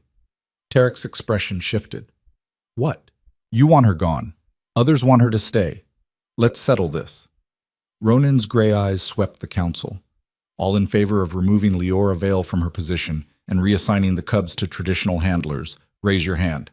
5 hands went up. Tarek. 3 other counselors and 1 pack leader from a rival territory. All opposed. 7 hands, including Marin's. Ronan didn't raise his hand. He didn't need to. Motion fails. She stays. Tarek looked like he'd been slapped. This is over. Ronan's voice cut like a blade. The cubs passed the rite, all of them, under her guidance. That's the end of the discussion. You're making a mistake. Then it's mine to make. Ronan turned to Leora. You have 6 months. Prove that what you're building lasts. Prove it can handle real pressure, real threats, real challenges. Do that, and the council will have no choice but to accept it. And if I can't? His expression was unreadable. Then we go back to the old ways, and the cubs pay the price. It wasn't a victory. It was a stay of execution. But it was enough. Leora returned to the medical wing to find the cubs exactly as she'd left them, Garen under the table, the others arranged in a protective circle, Kara standing watch with her arms crossed. Well? Kara asked. 6 months? Could be worse. Could be better. Ash was awake again, his pale eyes tracking her movements as she approached. She knelt beside the table and touched his nose gently. We bought some time, she said quietly. Now we have to use it. Over the next 3 weeks, Ash healed slowly. The wound closed. The bandages came off. But he was weaker than before, slower, more hesitant. The injury had taken something from him that rest couldn't restore. Leora worked with him every day. Gentle exercises, short walks, building strength without pushing too hard. The other cubs stayed close, especially Garen, who seemed to have appointed himself Ash's personal guardian. And something unexpected started to happen. Word spread about the right, about the cubs who'd survived, about the Omega who'd taught them how. Pack members started showing up at the nursery. Not hostile, just curious. A mother with a young cub who was struggling with aggression. Could Leora help? A handler who'd been working with a traumatized rescue. What methods did she use? An elder who'd watched the right and wanted to understand how she'd gotten the cubs to work together. Leora said yes to all of them. Not because she wanted to, because she had to. If she was going to prove her methods worked beyond the royal cubs, she needed to show they applied everywhere. The nursery expanded. 5 cubs became 8. Then 12, then 15. Not all royal, not all alpha. Some were betas, a few omegas, all of them struggling, all of them written off by someone. Leora treated them the same way she'd treated Garen and the others. Firm but fair, discipline balanced with play, structure built on trust instead of fear. And it worked. The aggressive cub learned to channel his energy into training. The traumatized rescue stopped flinching at sudden movements. The Omega cub, a tiny thing named Vera, who'd been abandoned because she was too small, started thriving. The pack noticed. 3 months in, Marin approached Leora during a training session. "You've built something," Marin said, watching Garen lead a group of mixed cubs through a coordination exercise. "Something I didn't think was possible. It's not finished." "Nothing ever is." Marin's sharp eyes tracked Ash, who was sitting to the side, calling directions. "But it's working. The council sees it. Even Tarek, though he'd rather eat glass than admit it." "So what now? Now you prove it holds under pressure." Marin turned to face her. "There's a gathering in 2 months, every major pack in the Northern Territories. They come to negotiate treaties, settle disputes, show strength. Ronan wants to present the cubs." Leora's stomach dropped. "They're not ready for that. They survived a feral. They're ready." Marin's expression was serious. "But it won't be easy. Other packs will see this as Blackridge going soft. They'll test you, test them. If the cubs falter, if they show weakness in front of rival alphas, everything you've built collapses. And if they don't, then you change the North. 2 months of preparation." Leora pushed the cubs harder than ever, but differently. Not just physical training, diplomacy, control, how to stand in a room full of hostile alphas and not back down, how to show strength without aggression. Garen struggled with it. He wanted to fight, to prove himself through dominance. Leora spent hours teaching him that sometimes the strongest thing you could do was walk away. The twins learned to read social cues, to anticipate conflict before it erupted. Sable became her spy, quiet, observant, able to slip through crowds and report back what he heard. And Ash became her diplomat. His size made other alphas underestimate him. His calm demeanor disarmed them, and his intelligence let him navigate conversations that would have ended in bloodshed if Garen had been leading. The gathering arrived faster than Leora was ready for. Hundreds of alphas descended on Blackridge. Tents filled the valley. Bonfires lit the night, and everywhere tension simmered just below the surface. Ronan presented the cubs on the 3rd night, in the Great Hall, in front of every pack leader in the north. Leora stood at the edge of the room, her heart in her throat, as Garen led the others forward. They moved as a unit, coordinated, confident. When challenged by a rival alpha twice Garen's size, Garen didn't attack. He stood his ground, met the alpha's eyes, and held until the other looked away first. The twins demonstrated coordinated combat, fluid, precise, devastating. Sable showed stealth techniques that made even veteran warriors nod in approval. And Ash, small, limping Ash, engaged in a strategic debate with a council elder from the Eastern Territories and won through sheer logic. The room was silent when they finished. Then one alpha started clapping, then another. Then the entire hall erupted in acknowledgement. Leora's knees nearly gave out. Ronan found her afterward, his expression carefully neutral. "You did it. They did it." Same thing. He looked at the cubs, now surrounded by pack leaders asking questions, making offers. "The North is watching. What you do next matters." "What I do next? They're not the only cubs who need this." Ronan's gray eyes met hers. How many more can you handle? Leora looked at Garen, at Ash, at all of them, saw the confidence in their posture, the trust in their eyes. As many as it takes, she said, and for the first time since arriving in Blackridge, she believed it. As many as it takes, she said, and for the first time since arriving in Blackridge, she believed it.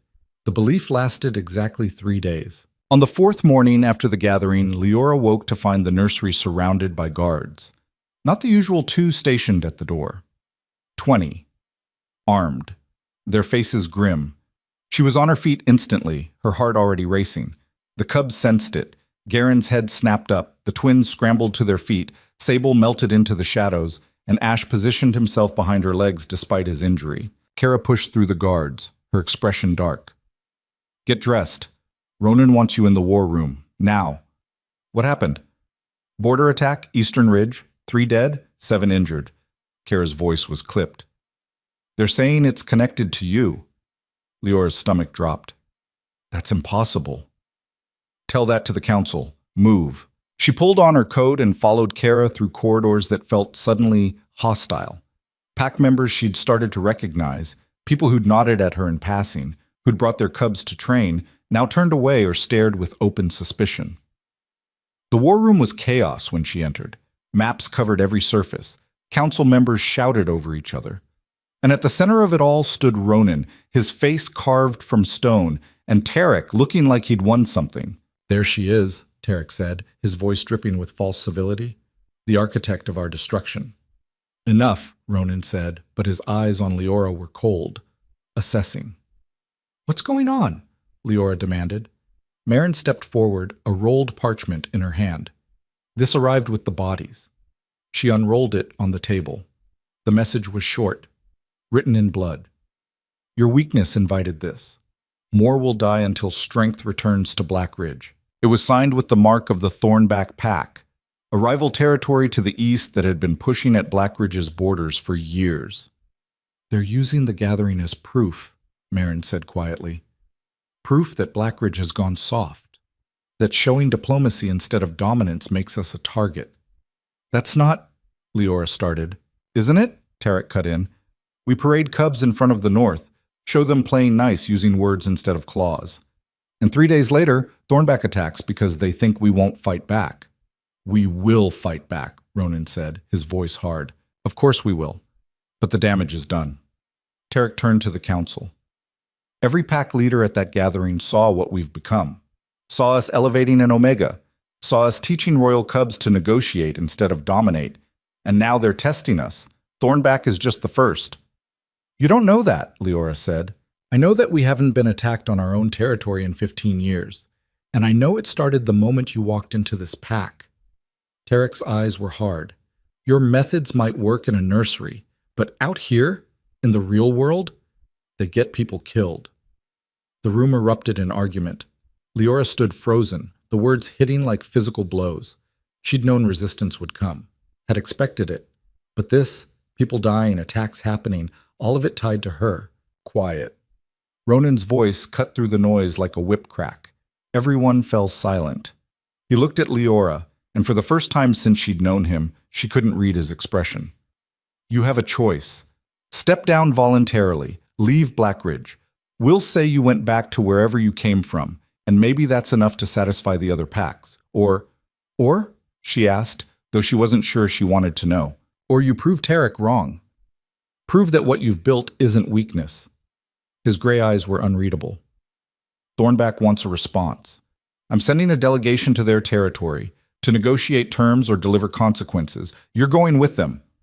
The room exploded again. That's insane, someone shouted. She's not a warrior. Sending an Omega into Thornback territory is suicide. I said quiet. Ronan didn't raise his voice, but everyone shut up. He kept his eyes on Leora. You wanted to change how we do things. This is your chance. Go to Thornback. Use those methods you're so confident in. If you can resolve this without bloodshed, you prove your point. If you can't, he didn't finish, didn't need to. Leora's mind raced.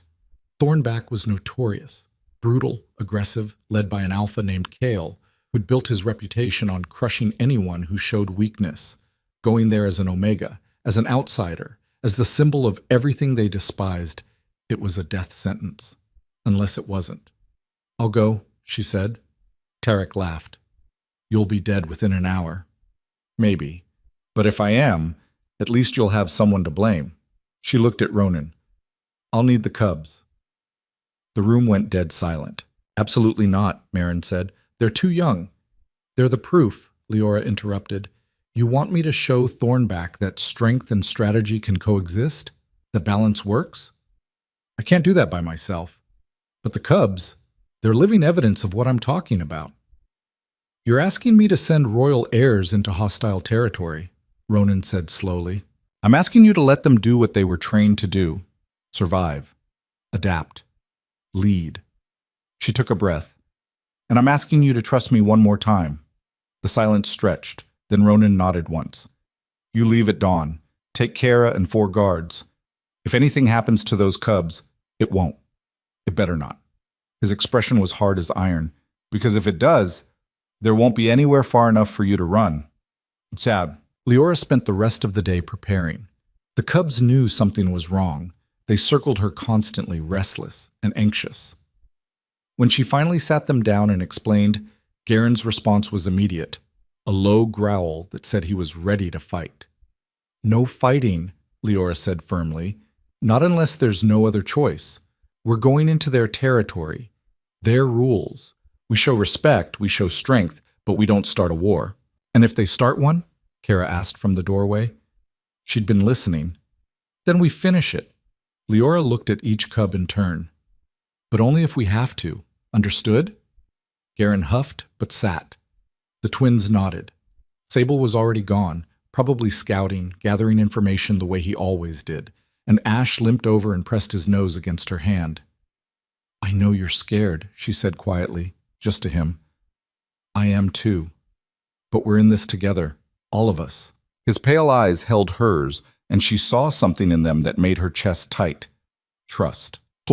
They left at dawn. 6 guards, not 4, Ronan had insisted. Kara led the group, her hand never far from her blade. The cubs traveled in formation, with Garen at point, the twins flanking, Sable ranging wide, and Ash staying close to Leora.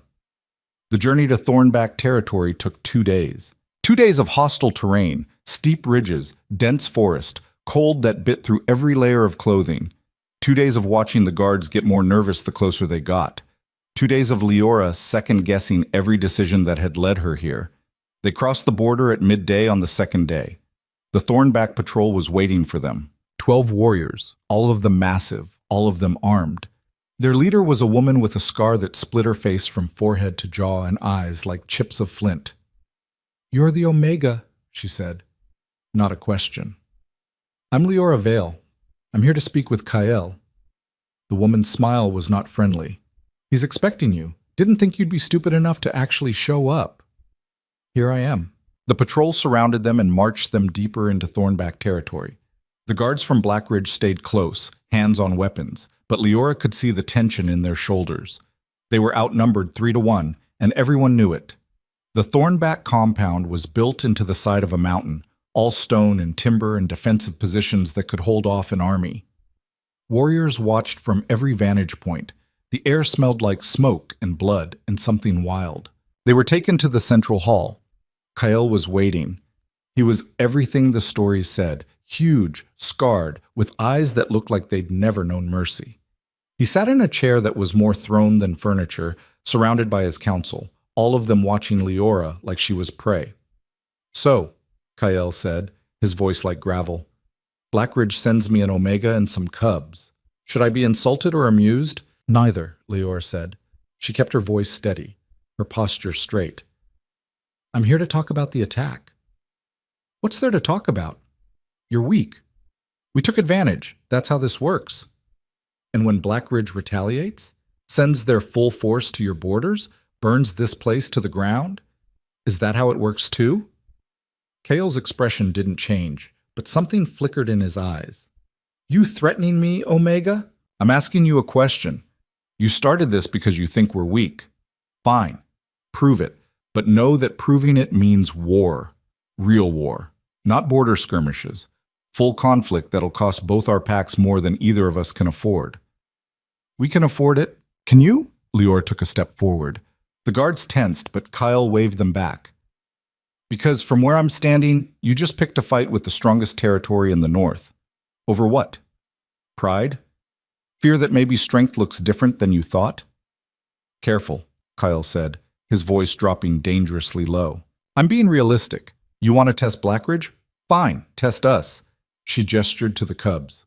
These 5 survived a rite designed to kill them, fought a feral and won, and they did it by working together, by being smart instead of just strong. That's not weakness. That's evolution.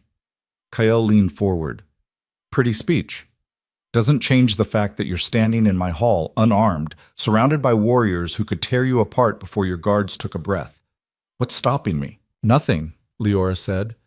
Except the fact that killing me proves my point, that you're so terrified of change, so locked into old patterns, that the only answer you have to a new idea is violence. The hall went silent. Kyle stared at her for a long moment. Then he laughed, a harsh, bitter sound. You've got guts, Omega. I'll give you that. I'm not here to impress you. I'm here to give you a choice. Back down. Acknowledge the attack was a mistake, and we both walk away before this gets uglier. And if I don't? Then we find out if your warriors are as good as you think they are. It was a bluff, a massive, desperate bluff, but Leora kept her expression calm, her shoulders square. Kale studied her. Then he looked at the cubs. His eyes lingered on Ash, small, limping, but standing firm, and something in his expression shifted. A demonstration, Kyle said finally. Your cubs against my best warriors, non-lethal. If your methods are so superior, prove it. If you win, I'll consider your terms. If you lose, he smiled. Well, we'll discuss compensation. Leora's heart was pounding, but she nodded. Agreed. The demonstration was held in an outdoor arena, smaller than Blackridge's, but just as brutal. Thornback warriors filled the stands, shouting and jeering. Kale sat at the center, watching with cold amusement. 3 of Thornback's best entered the arena. All adults, all veterans. The cubs walked out to meet them. Garen led, his gold eyes locked on the largest warrior. The twins flanked. Sable circled, and Ash hung back, watching, calculating. The fight started fast. The Thornback warriors were good, coordinated, experienced, vicious. They came at the cubs with everything they had, but the cubs were better. Garen met the first warrior head-on, matching strength with strength but adding speed the warrior didn't expect. The twins worked in perfect tandem, one distracting while the other struck from angles that left their opponent reeling. Sable was everywhere and nowhere, landing hits that came from shadows. And Ash called the shots. His voice cut through the chaos, directing the others with precision. When Garen got pinned, Ash redirected the twins to create an opening. When Sable was cornered, Ash sent Garen crashing through the warrior's defense. Every move was calculated. Every command was exactly what was needed. Within minutes, all 3 Thornback warriors were down. The arena went silent. Kale stood slowly. He walked down to the arena floor and approached Ash. The small white cub didn't back down, just met his eyes with calm defiance. How old is he? Kyle asked. Barely 6 months, Leora said. Kale stared at Ash for a long moment. Then he looked at Leora. Your terms. What are they? Peace. Real peace. Not just an end to hostilities, but cooperation, trade, communication. Proof that packs can be strong without tearing each other apart. And if I refuse, then this gets ugly, and we both lose. Kyle was quiet. The crowd waited. The tension was thick enough to choke on. Then Kyle extended his hand. You've got a deal, Omega. Leora shook it, her hand tiny in his, and tried not to show how badly she was shaking. They returned to Blackridge 3 days later. The news had traveled ahead of them. Kara had sent a rider the moment the deal was struck. By the time they crossed the border, half the pack was waiting. Ronan stood at the front, his expression unreadable. Leora dismounted and walked forward, the cubs at her heels. It's done, she said simply. Thornback agreed to peace terms. No more attacks. Open trade negotiations start next month. The crowd erupted. Ronan's expression finally cracked. Not quite a smile, but something close. How?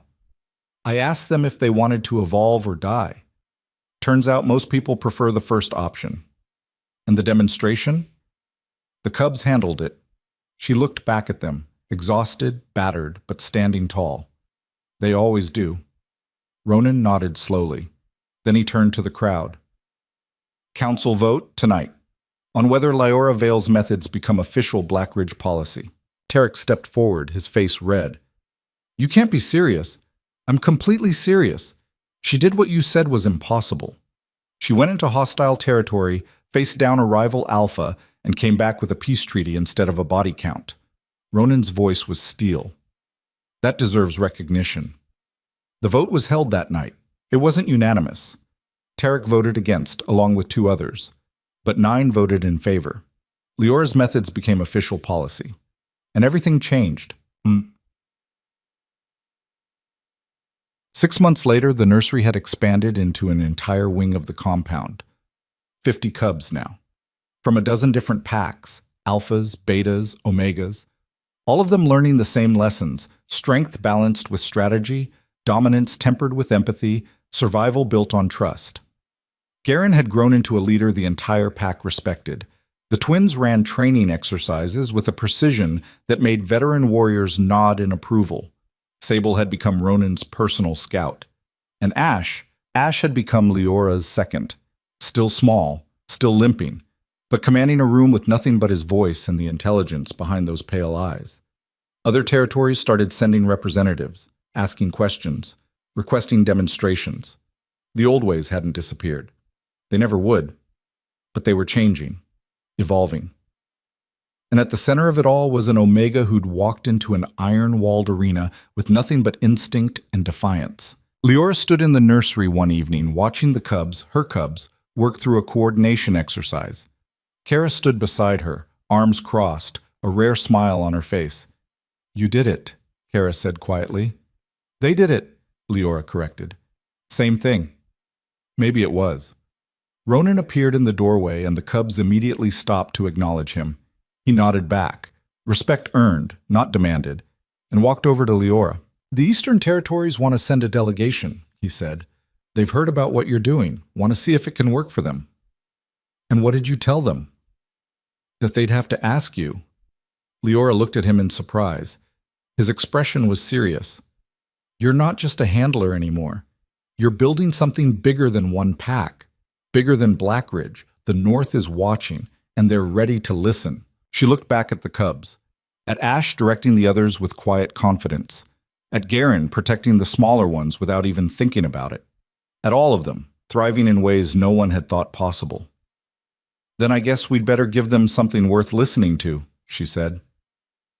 That night, Lyora stood on the walls of Blackridge and looked out over the Northern Territories, the same territories that had seemed so hostile, so impossible when she'd first arrived. She thought about this woman who'd crossed the border with nothing, who'd been given a test designed to kill her, who'd knelt in an arena full of predators and smiled when she should have run. That woman had been terrified. This woman, the one standing here now, was still terrified. But she was also something else. She was needed, and maybe that was enough. Behind her, she heard the soft pad of feet. Ash appeared at her side, his white fur catching the moonlight, his pale eyes reflecting stars. He sat. Just sat, the way he always did when she needed him to. We did it, she whispered. His tail thumped once against the stone.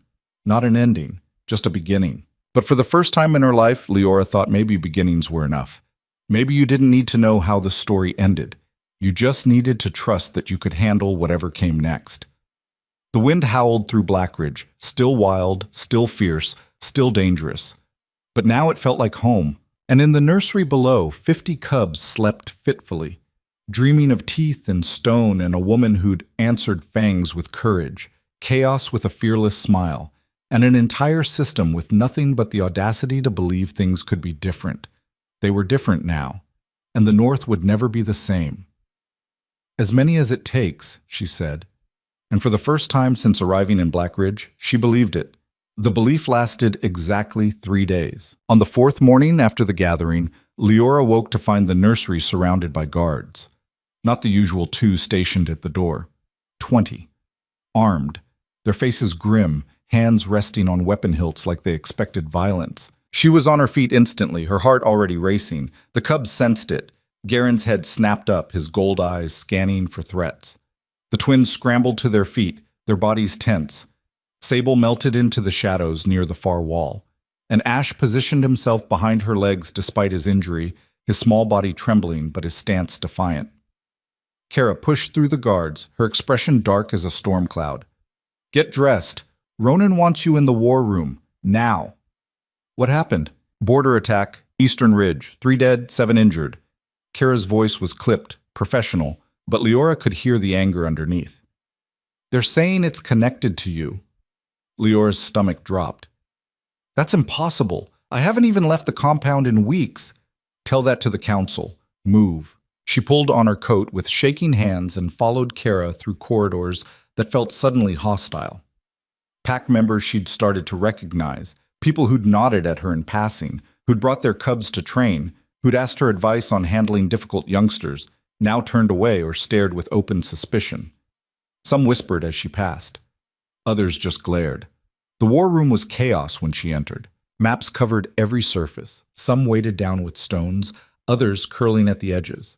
Council members shouted over each other, their voices echoing off stone walls. Markers had been scattered across one map showing the eastern border, red stains marking where the attack had happened. And at the center of it all stood Ronan, his face carved from stone, and Tarek, looking like he'd won something precious. "There she is," Tarek said, his voice dripping with false civility.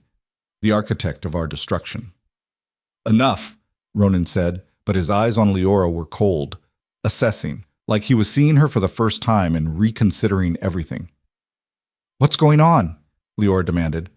Her voice came out steadier than she felt. Marin stepped forward, a rolled parchment in her hand. Her silver hair was pulled back tighter than usual, her expression grim. "This arrived with the bodies." She unrolled it on the table, pushing aside other documents. The message was short, written in blood that had dried to a rust-brown color. "Your weakness invited this. More will die until strength returns to Blackridge." It was signed with the mark of the Thornback Pack, a rival territory to the east that had been pushing at Blackridge's borders for years. A stylized thorn wrapped around a broken blade. "They're using the gathering as proof," Marin said quietly. "Proof that Blackridge has gone soft, that showing diplomacy instead of dominance makes us a target." "That's not," Leora started. "Isn't it?" Tarek cut in, slamming his hand on the table hard enough to make the markers jump. "We parade cubs in front of the North. Show them playing nice, using words instead of claws, demonstrating strategy over strength. And 3 days later, Thornback attacks because they think we won't fight back, because they think we've forgotten how." "We will fight back," Ronan said, his voice hard as the stone beneath their feet. "Of course we will, but the damage is done." Tarek turned to the council, gesturing broadly. "Every pack leader at that gathering saw what we've become, saw us elevating an Omega, saw us teaching royal cubs to negotiate instead of dominate, and now they're testing us. Thornback is just the first. Mark my words, within a month, every rival pack will be pushing at our borders, seeing how far they can go before we break." "You don't know that," Leora said. "I know that we haven't been attacked on our own territory in 15 years, and I know it started the moment you walked into this pack." Tarek's eyes were hard, triumphant. "Your methods might work in a nursery, but out here, in the real world, they get people killed." The room erupted in argument. Voices overlapped, some shouting agreement, others pushing back, a few trying to be heard over the chaos. Someone threw a marker across the room. Another council member stood so fast his chair toppled backward. Leora stood frozen, the words hitting like physical blows. She'd known resistance would come, had expected it, had prepared for arguments and pushback and the slow, grinding work of changing minds. But this, people dying, attacks happening, all of it tied to her like she'd personally opened the gates and invited the enemy in. "Quiet!" Ronan's voice cut through the noise like a whip crack. Everyone fell silent. He looked at Leora, and for the first time since she'd known him, she couldn't read his expression. "You have a choice. Step down voluntarily, leave Blackridge. We'll say you went back to wherever you came from, and maybe that's enough to satisfy the other packs. Maybe they'll see it as us correcting course, getting back to traditional ways, or, she asked, though she wasn't sure she wanted to know. Or you prove Tarek wrong. Prove that what you've built isn't weakness. His gray eyes were unreadable, cold as winter sky. Thornback wants a response. I'm sending a delegation to their territory to negotiate terms or deliver consequences depending on how it goes. You're going with them. The room exploded again. That's insane, someone shouted. She's not a warrior. Sending an Omega into Thornback territory is suicide. You might as well cut her throat here and save them the trouble. I said quiet. Ronan didn't raise his voice, but everyone shut up instantly. The weight of his authority filled the room like a physical presence.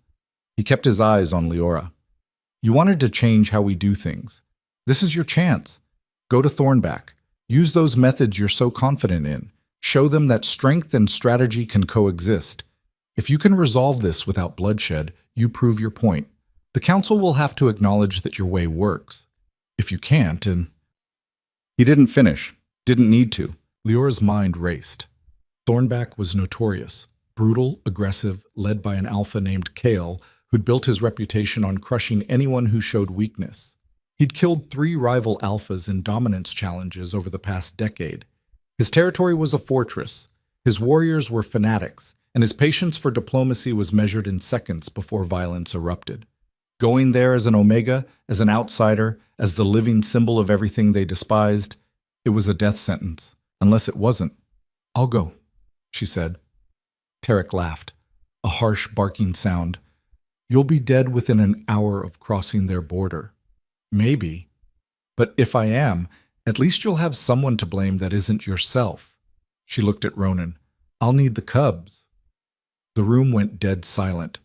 Every eye turned to her like she'd just suggested burning down the compound. Absolutely not, Marin said, her voice sharp. They're too young. They're the proof, Leora interrupted. You want me to show Thornback that strength and strategy can coexist? That balance works? That there's a way forward that doesn't involve endless bloodshed? I can't do that by myself. I'm just an Omega with ideas. But the cubs, they're living evidence of what I'm talking about. They survived a rite designed to kill them. They demonstrated at the gathering. They're respected by pack leaders across the north. If anyone can make Thornback listen, it's them. You're asking me to send royal heirs into hostile territory, Ronan said slowly, each word deliberate. I'm asking you to let them do what they were trained to do. Survive, adapt, lead. She took a breath, steadying herself. And I'm asking you to trust me one more time. The silence stretched. Leora could hear her own heartbeat, could feel the weight of every eye in the room. Then Ronan nodded once. You leave at dawn. Take Kara and 4 guards. If anything happens to those cubs, it won't. It better not. His expression was hard as iron. No warmth, no encouragement, just threat. Because if it does, there won't be anywhere far enough for you to run. I'll hunt you to the edge of the world and beyond. Leora spent the rest of the day preparing. The cubs knew something was wrong. They circled her constantly, restless and anxious, picking up on her tension the way they always did. When she finally sat them down in the corner of the nursery and explained what was happening, Garen's response was immediate. A low growl that said he was ready to fight, ready to tear through whatever threat was coming. No fighting, Leora said firmly, placing her hand on his head. Not unless there's no other choice. We're going into their territory, their rules, their ground. We show respect, we show strength, but we don't start a war. And if they start one? Kara asked from the doorway. She'd been listening, arms crossed, her scarred face skeptical. Then we finish it. Leora looked at each cub in turn. But only if we have to, understood? Garen huffed but sat, his muscles still coiled tight. The twins nodded, though Dace looked nervous and Torin kept glancing at the door like he expected enemies to pour through any second. Sable was already gone, probably scouting, gathering information the way he always did when things got tense. And Ash limped over and pressed his nose against her hand. His pale eyes met hers, and she saw something in them that made her chest tight. Trust. Complete, unquestioning trust. I know you're scared, she said quietly, just to him. I am too. But we're in this together, all of us. We've survived everything else. We'll survive this. His tail twitched. Not quite a wag, but close. That night, Leora couldn't sleep. She lay on her cot in the small room they'd given her months ago, bigger now, with actual furniture, a sign of her rising status, and stared at the ceiling. Every time she closed her eyes, she saw the blood-written message, saw the bodies that had come with it, saw herself walking into Thornback territory and never walking out. Around midnight, she gave up and went back to the nursery. All 5 cubs were awake, waiting. She sat with them in the darkness, and they arranged themselves around her. Garen pressed against her left side. The twins sprawled across her legs. Sable perched on a shelf above keeping watch, and Ash curled in her lap. "Tomorrow's going to be hard," she whispered. "Harder than the right, harder than anything we've faced. But we're not alone. We have each other." Garen's rumble vibrated through her ribs. "I know, I'm scared too." They stayed like that until dawn. They left as the sun broke over the eastern ridge. 6 guards, not 4. Ronan had insisted on the extra protection. Kara led the group, her hand never far from her blade, her eyes constantly scanning. The cubs traveled in formation, with Garen at point, the twins flanking, Sable ranging wide in the trees, and Ash staying close to Leora despite his uneven gait. The journey to Thornback territory took 2 days. 2 days of hostile terrain, steep ridges that made Ash struggle, dense forest where anything could be hiding, cold that bit through every layer of clothing despite it being late spring. 2 days of watching the guards get more nervous the closer they got, their conversations dropping to whispers, their movements becoming jerky with tension. 2 days of Leora second-guessing every decision that had led her here. What if she was wrong? What if her methods only worked in controlled environments? What if walking into Thornback was exactly the stupid, arrogant mistake Tarek said it was? They crossed the border at midday on the second day. The Thornback patrol was waiting for them. 12 warriors, all of them massive, all of them armed with weapons that looked well used. Their leader was a woman with a scar that split her face from forehead to jaw, turning her smile into something grotesque. Her eyes were like chips of flint, hard, sharp, unforgiving. "You're the Omega," she said. Not a question. Statement of fact. "I'm Leora Vale. I'm here to speak with Kyle." The woman's smile widened, showing teeth. "He's expecting you. Didn't think you'd be stupid enough to actually show up. Most people have better survival instincts." "Here I am." "So you are." The woman's eyes drifted to the cubs, lingering on each one with an expression that made Leora's skin crawl. "And you brought pets. How cute." Garen growled. The woman laughed. "Oh, this one has spirit, shame. He'll probably die first." "Touch him and find out," Leora said quietly. The woman's smile vanished. She stepped closer, and Leora forced herself not to step back. Up close, the woman smelled like blood and smoke and something feral. "You've got guts, Omega. Won't save you, but it's entertaining." She turned to her patrol. "Surround them. Any of the Black Ridge dogs tries anything, kill them, but keep the Omega and cubs alive. Kyle wants to see them himself." The patrol moved in with practiced efficiency, forming a tight circle around Leora's group. The guards from Black Ridge stayed close, hands on weapons, but Leora could see the fear in their eyes. They were outnumbered more than 2 to 1, on hostile ground with no backup coming. They marched deeper into Thornback territory. The landscape changed, more barren, more rocky, less forgiving. The Thornback compound was built into the side of a mountain, all stone and timber and defensive positions that could hold off an army. Warriors watched from every vantage point, their eyes tracking the group's progress. The air smelled like smoke and blood, and something wild that made Leora's instincts scream danger. They were taken to the central hall. It was massive, bigger than Blackridge's war room, with a ceiling that stretched up into shadows. Trophies lined the walls, weapons, furs, skulls from kills that Leora didn't want to identify. Warriors filled the space, dozens of them, all watching with predatory interest. Kyle was waiting. He sat in a chair that was more throne than furniture, carved from dark wood and decorated with what looked like claw marks. He was everything the stories said. Huge, easily 7 feet tall with shoulders like a bear. Scars covered his exposed arms and neck, the kind you got from surviving things that should have killed you. His eyes were pale yellow, almost colorless, And when they focused on Leora, she felt like prey being evaluated by a predator deciding whether the hunt was worth the effort. "So," Kael said, his voice like gravel grinding against stone, "Blackridge sends me an Omega and some cubs. Should I be insulted or amused?" "Neither," Leora said. She kept her voice steady, her posture straight, despite every instinct screaming at her to make herself smaller. "I'm here to talk about the attack." "What's there to talk about?" Kael leaned back in his throne, utterly relaxed. "You're weak. We took advantage. That's how this works. That's how it's always worked." "And when Blackridge retaliates? Sends their full force to your borders? Burns this place to the ground and salts the earth behind them? Is that how it works too?" The hall went quiet. Kael's expression didn't change, but something flickered in those pale eyes. "You threatening me, Omega? I'm asking you a question.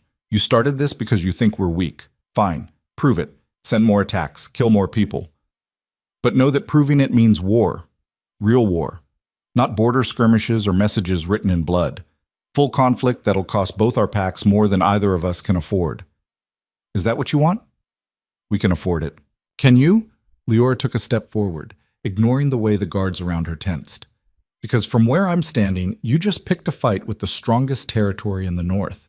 Blackridge has more warriors, better defenses, and alliances with half the packs in the region. You might win the first few battles, might even take some territory. But eventually you'll lose. And when you do, Thornback becomes a memory and everyone who followed you into this stupid war dies for nothing. Over what? Pride? Fear that maybe strength looks different than you thought?"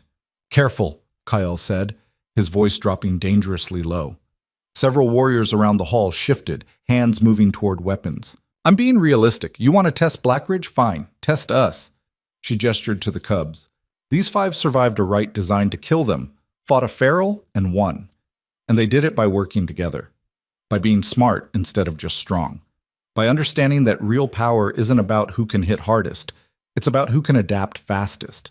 That's not weakness. That's evolution. Kael leaned forward, his massive hands gripping the arms of his throne.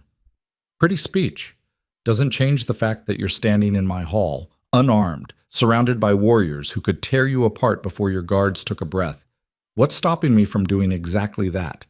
From making an example of you that'll echo across the north?" "Nothing," Leora said, "except the fact that killing me proves my point. That you're so terrified of change, so locked into old patterns, that the only answer you have to a new idea is violence. And that tells every pack watching this that Thornback's strong but stupid, powerful but predictable. Exactly the kind of enemy that smart packs can outmaneuver and destroy." The hall went silent again. You could have heard a pin drop. Kael stared at her for a long moment. Then he laughed, a harsh, bitter sound that echoed off the stone walls. "You've got guts, Omega, I'll give you that. More guts than brains, but still. I'm not here to impress you. I'm here to give you a choice. Back down. Acknowledge the attack was a mistake made from bad intelligence. And we both walk away before this gets uglier and costs both our packs blood we can't afford to lose. And if I don't, then we find out if your warriors are as good as you think they are. If your defenses can hold against everything Blackridge can bring. If you're ready to gamble everything you've built on pride and tradition." She held his gaze. "Your choice." It was a bluff. A massive, desperate bluff built on nothing but confidence she didn't feel.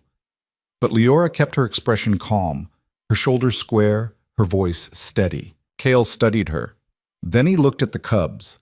His eyes lingered on Ash, small, limping, but standing firm beside Leora with his head up and his pale eyes defiant.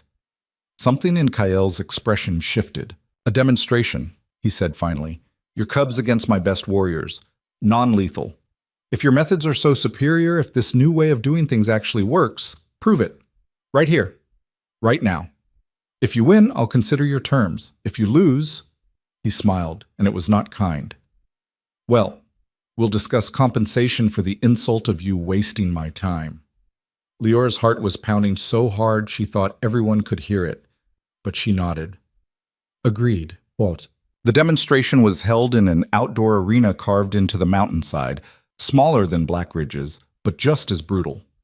Stone walls rose 20 feet high. The ground was packed dirt stained with old blood.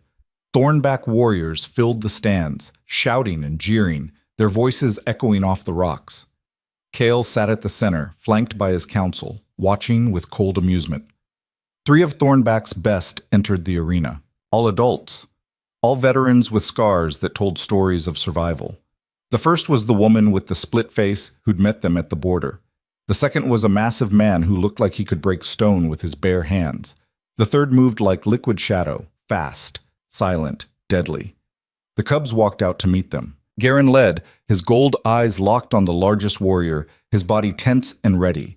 The twins flanked him, moving in perfect synchronization. Sable circled wide, already disappearing into the sparse shadows at the arena's edge. And Ash hung back, watching, his pale eyes tracking every movement, calculating angles and opportunities. Leora stood at the arena's edge, her hands clenched so tight her nails drew blood through the bandages. Kara was beside her, pale and tense. "They're going to kill them," Kara whispered. "No," Leora said. "They're not." She had to believe it. The fight started fast. The scarred woman lunged at Garen with a speed that shouldn't have been possible for someone her size. Garen met her head-on, their bodies colliding with a sound like thunder. She was bigger, heavier, more experienced, but Garen was faster. He twisted at the last second, redirecting her momentum, and she stumbled past him. The massive warrior went for the twins. Dace and Torin scattered, circling him from opposite sides. He swung at Dace, a blow that would have broken bones if it connected, but Dace wasn't there anymore. Torin struck from behind, claws raking across the warrior's calf. Not deep, just enough to draw blood and shift his attention. The Shadow Warrior found Sable, or tried to. Sable was everywhere and nowhere, moving through the limited cover with an efficiency that made even the Thornback warriors in the stands go quiet. Every time the Shadow Warrior thought he had him, Sable was already gone, already striking from a new angle. And Ash called the shots. His voice cut through the chaos, sharp and commanding. A sound that Leora had taught him, a specific pitch that the others had learned to respond to instantly. "Garen, left!" Garen pivoted, avoiding a strike from the scarred woman that would have taken him down. "Twins, switch!" Dace and Torin reversed positions mid-stride, confusing the massive warrior who'd been tracking their pattern. "Sable, high!" Sable launched himself from a slight rise in the arena floor, coming down on the Shadow Warrior's shoulders and driving him to the ground. Every move was calculated. Every command was exactly what was needed. The Thornback warriors were good, coordinated, experienced, vicious. They came at the cubs with everything they had, holding nothing back despite the non-lethal designation. But the cubs were better. They moved like water, flowing around obstacles, reforming after every impact. When Garen got pinned by the scarred woman, Ash redirected the twins to create an opening. When Sable was cornered by the Shadow Warrior, Ash sent Garen crashing through the warrior's defense from an unexpected angle.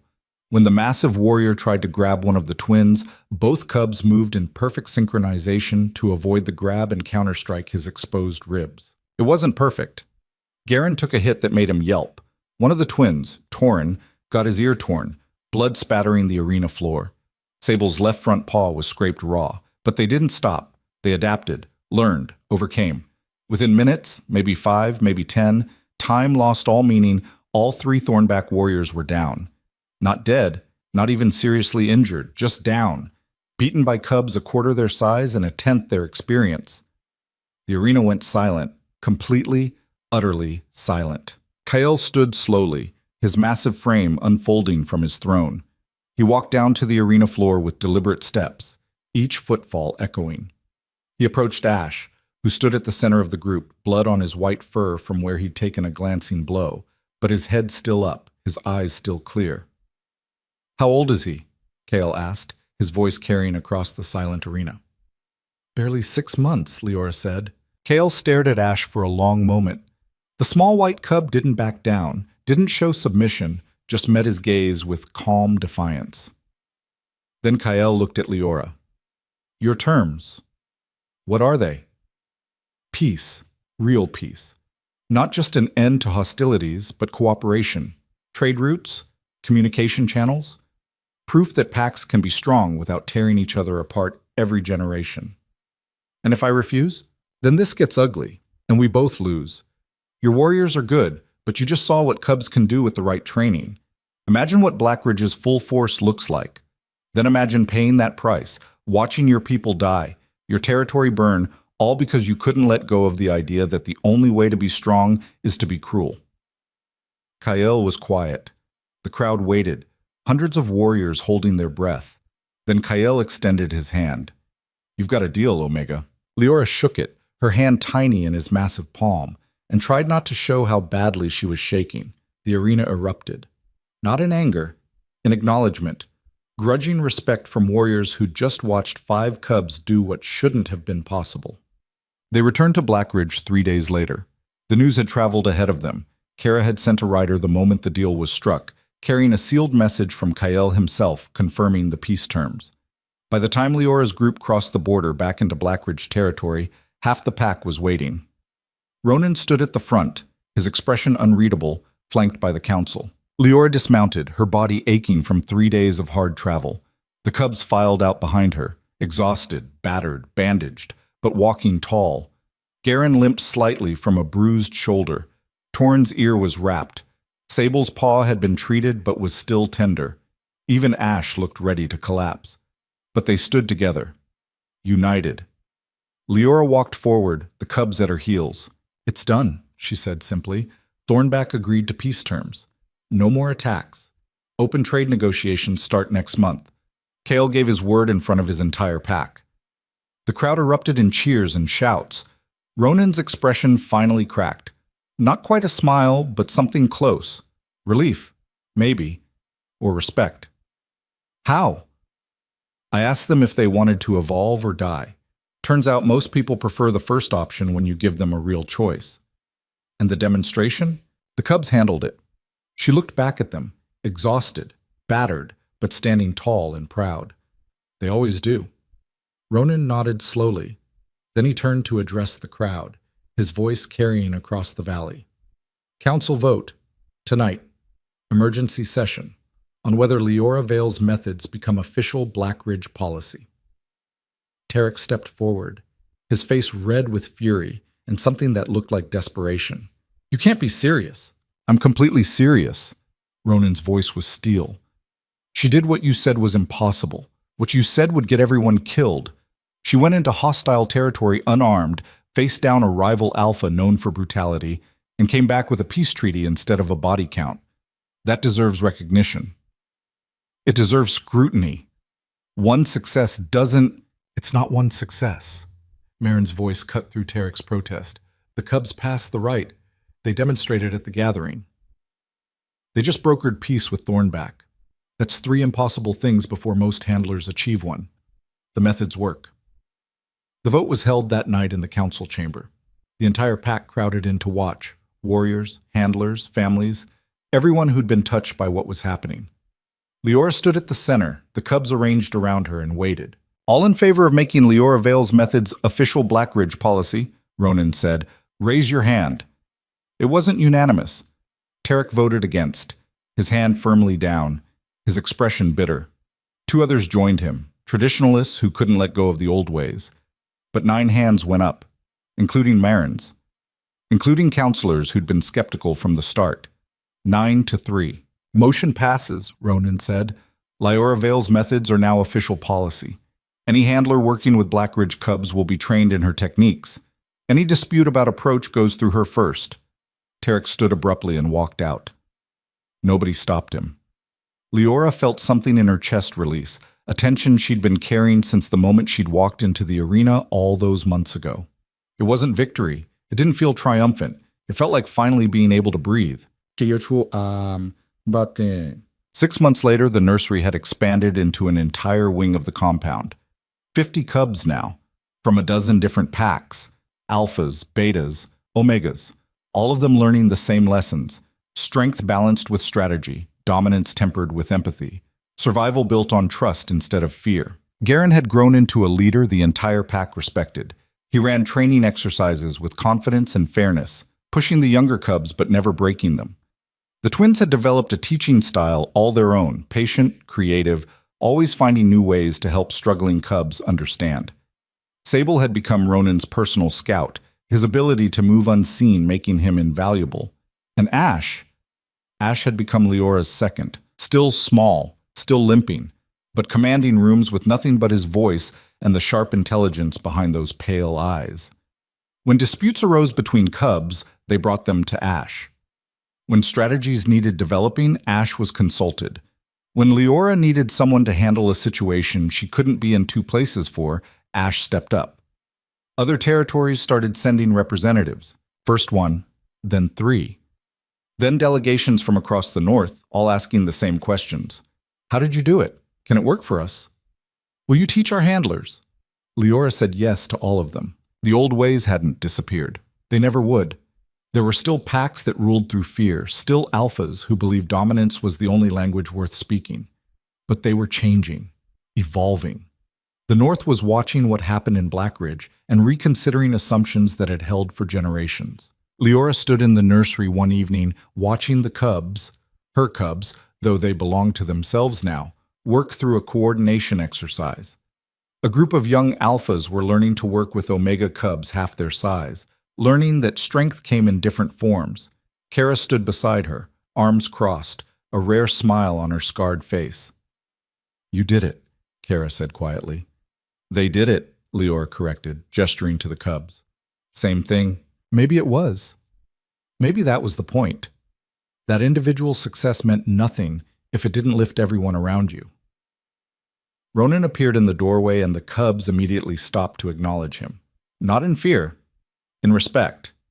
He nodded back, the kind of acknowledgement earned through trust, not demanded through dominance, and walked over to Leora. The Eastern Territories want to send a delegation, he said, without preamble. They've heard about what you're doing here. Want to see if it can work for them too. And what did you tell them? That they'd have to ask you. You're not my subordinate anymore. You're... He paused, searching for the word. A partner. In this. In rebuilding what the North can be. Leora looked at him in surprise. In all the months she'd been here, Ronan had never used that word. Never suggested she was anything but a useful tool in his arsenal. His expression was serious. You're not just a handler anymore. You're building something bigger than one pack. Bigger than Blackridge. The North is watching, and they're ready to listen if you're ready to teach. She looked back at the cubs. At Ash directing younger ones with quiet confidence. At Garen protecting smaller cubs without even thinking about it, his protective instincts channeled into something constructive instead of destructive. At all of them, thriving in ways no one had thought possible. Then I guess we'd better give them something worth listening to, she said. That night, Leora stood on the walls of Blackridge and looked out over the northern territories. The same territories that had seemed so hostile, so impossible, so utterly foreign when she'd first arrived with nothing but the clothes on her back and a burn scar she never talked about. She thought about the woman who'd crossed that border, who'd been given a test designed to kill her, who'd knelt in an arena full of predators and smiled when she should have run. That woman had been terrified. This woman, the one standing here now with wind whipping her hair and cold biting through her coat, was still terrified. But she was also something else. She was needed, and maybe, finally, that was enough. Behind her, she heard the soft pad of feet. Ash appeared at her side, his white fur catching the moonlight, making him look like a ghost. His pale eyes reflected stars as he looked up at her. He sat. Just sat. The way he always did when she needed him to. We did it, she whispered. His tail thumped once against the stone. Agreement, or maybe just acknowledgement that they'd survived another day. Not an ending, just a beginning. But for the first time in her life, Leora thought maybe beginnings were enough. Maybe you didn't need to know how the story ended. You just needed to trust that you could handle whatever came next. That the people around you, the cubs, the allies, the pack you'd built from nothing, would be there when things got hard again. Because they would get hard. This wasn't a fairy tale with neat resolutions. Tarek was still out there, still bitter, still looking for ways to undermine everything she'd built. Other packs would test them. The old ways would push back against the new. There would be failures and setbacks and moments when everything felt like it was collapsing. But that was okay, because they'd handle it the same way they'd handled everything else. Together. The wind howled through Blackridge, still wild, still fierce, still dangerous, but now it felt like home. And in the nursery below, 50 cubs slept fitfully, dreaming of teeth and stone, and a woman who'd answered fangs with courage, chaos with a fearless smile, and an entire system with nothing but the audacity to believe things could be different. They were different now, and the North would never be the same.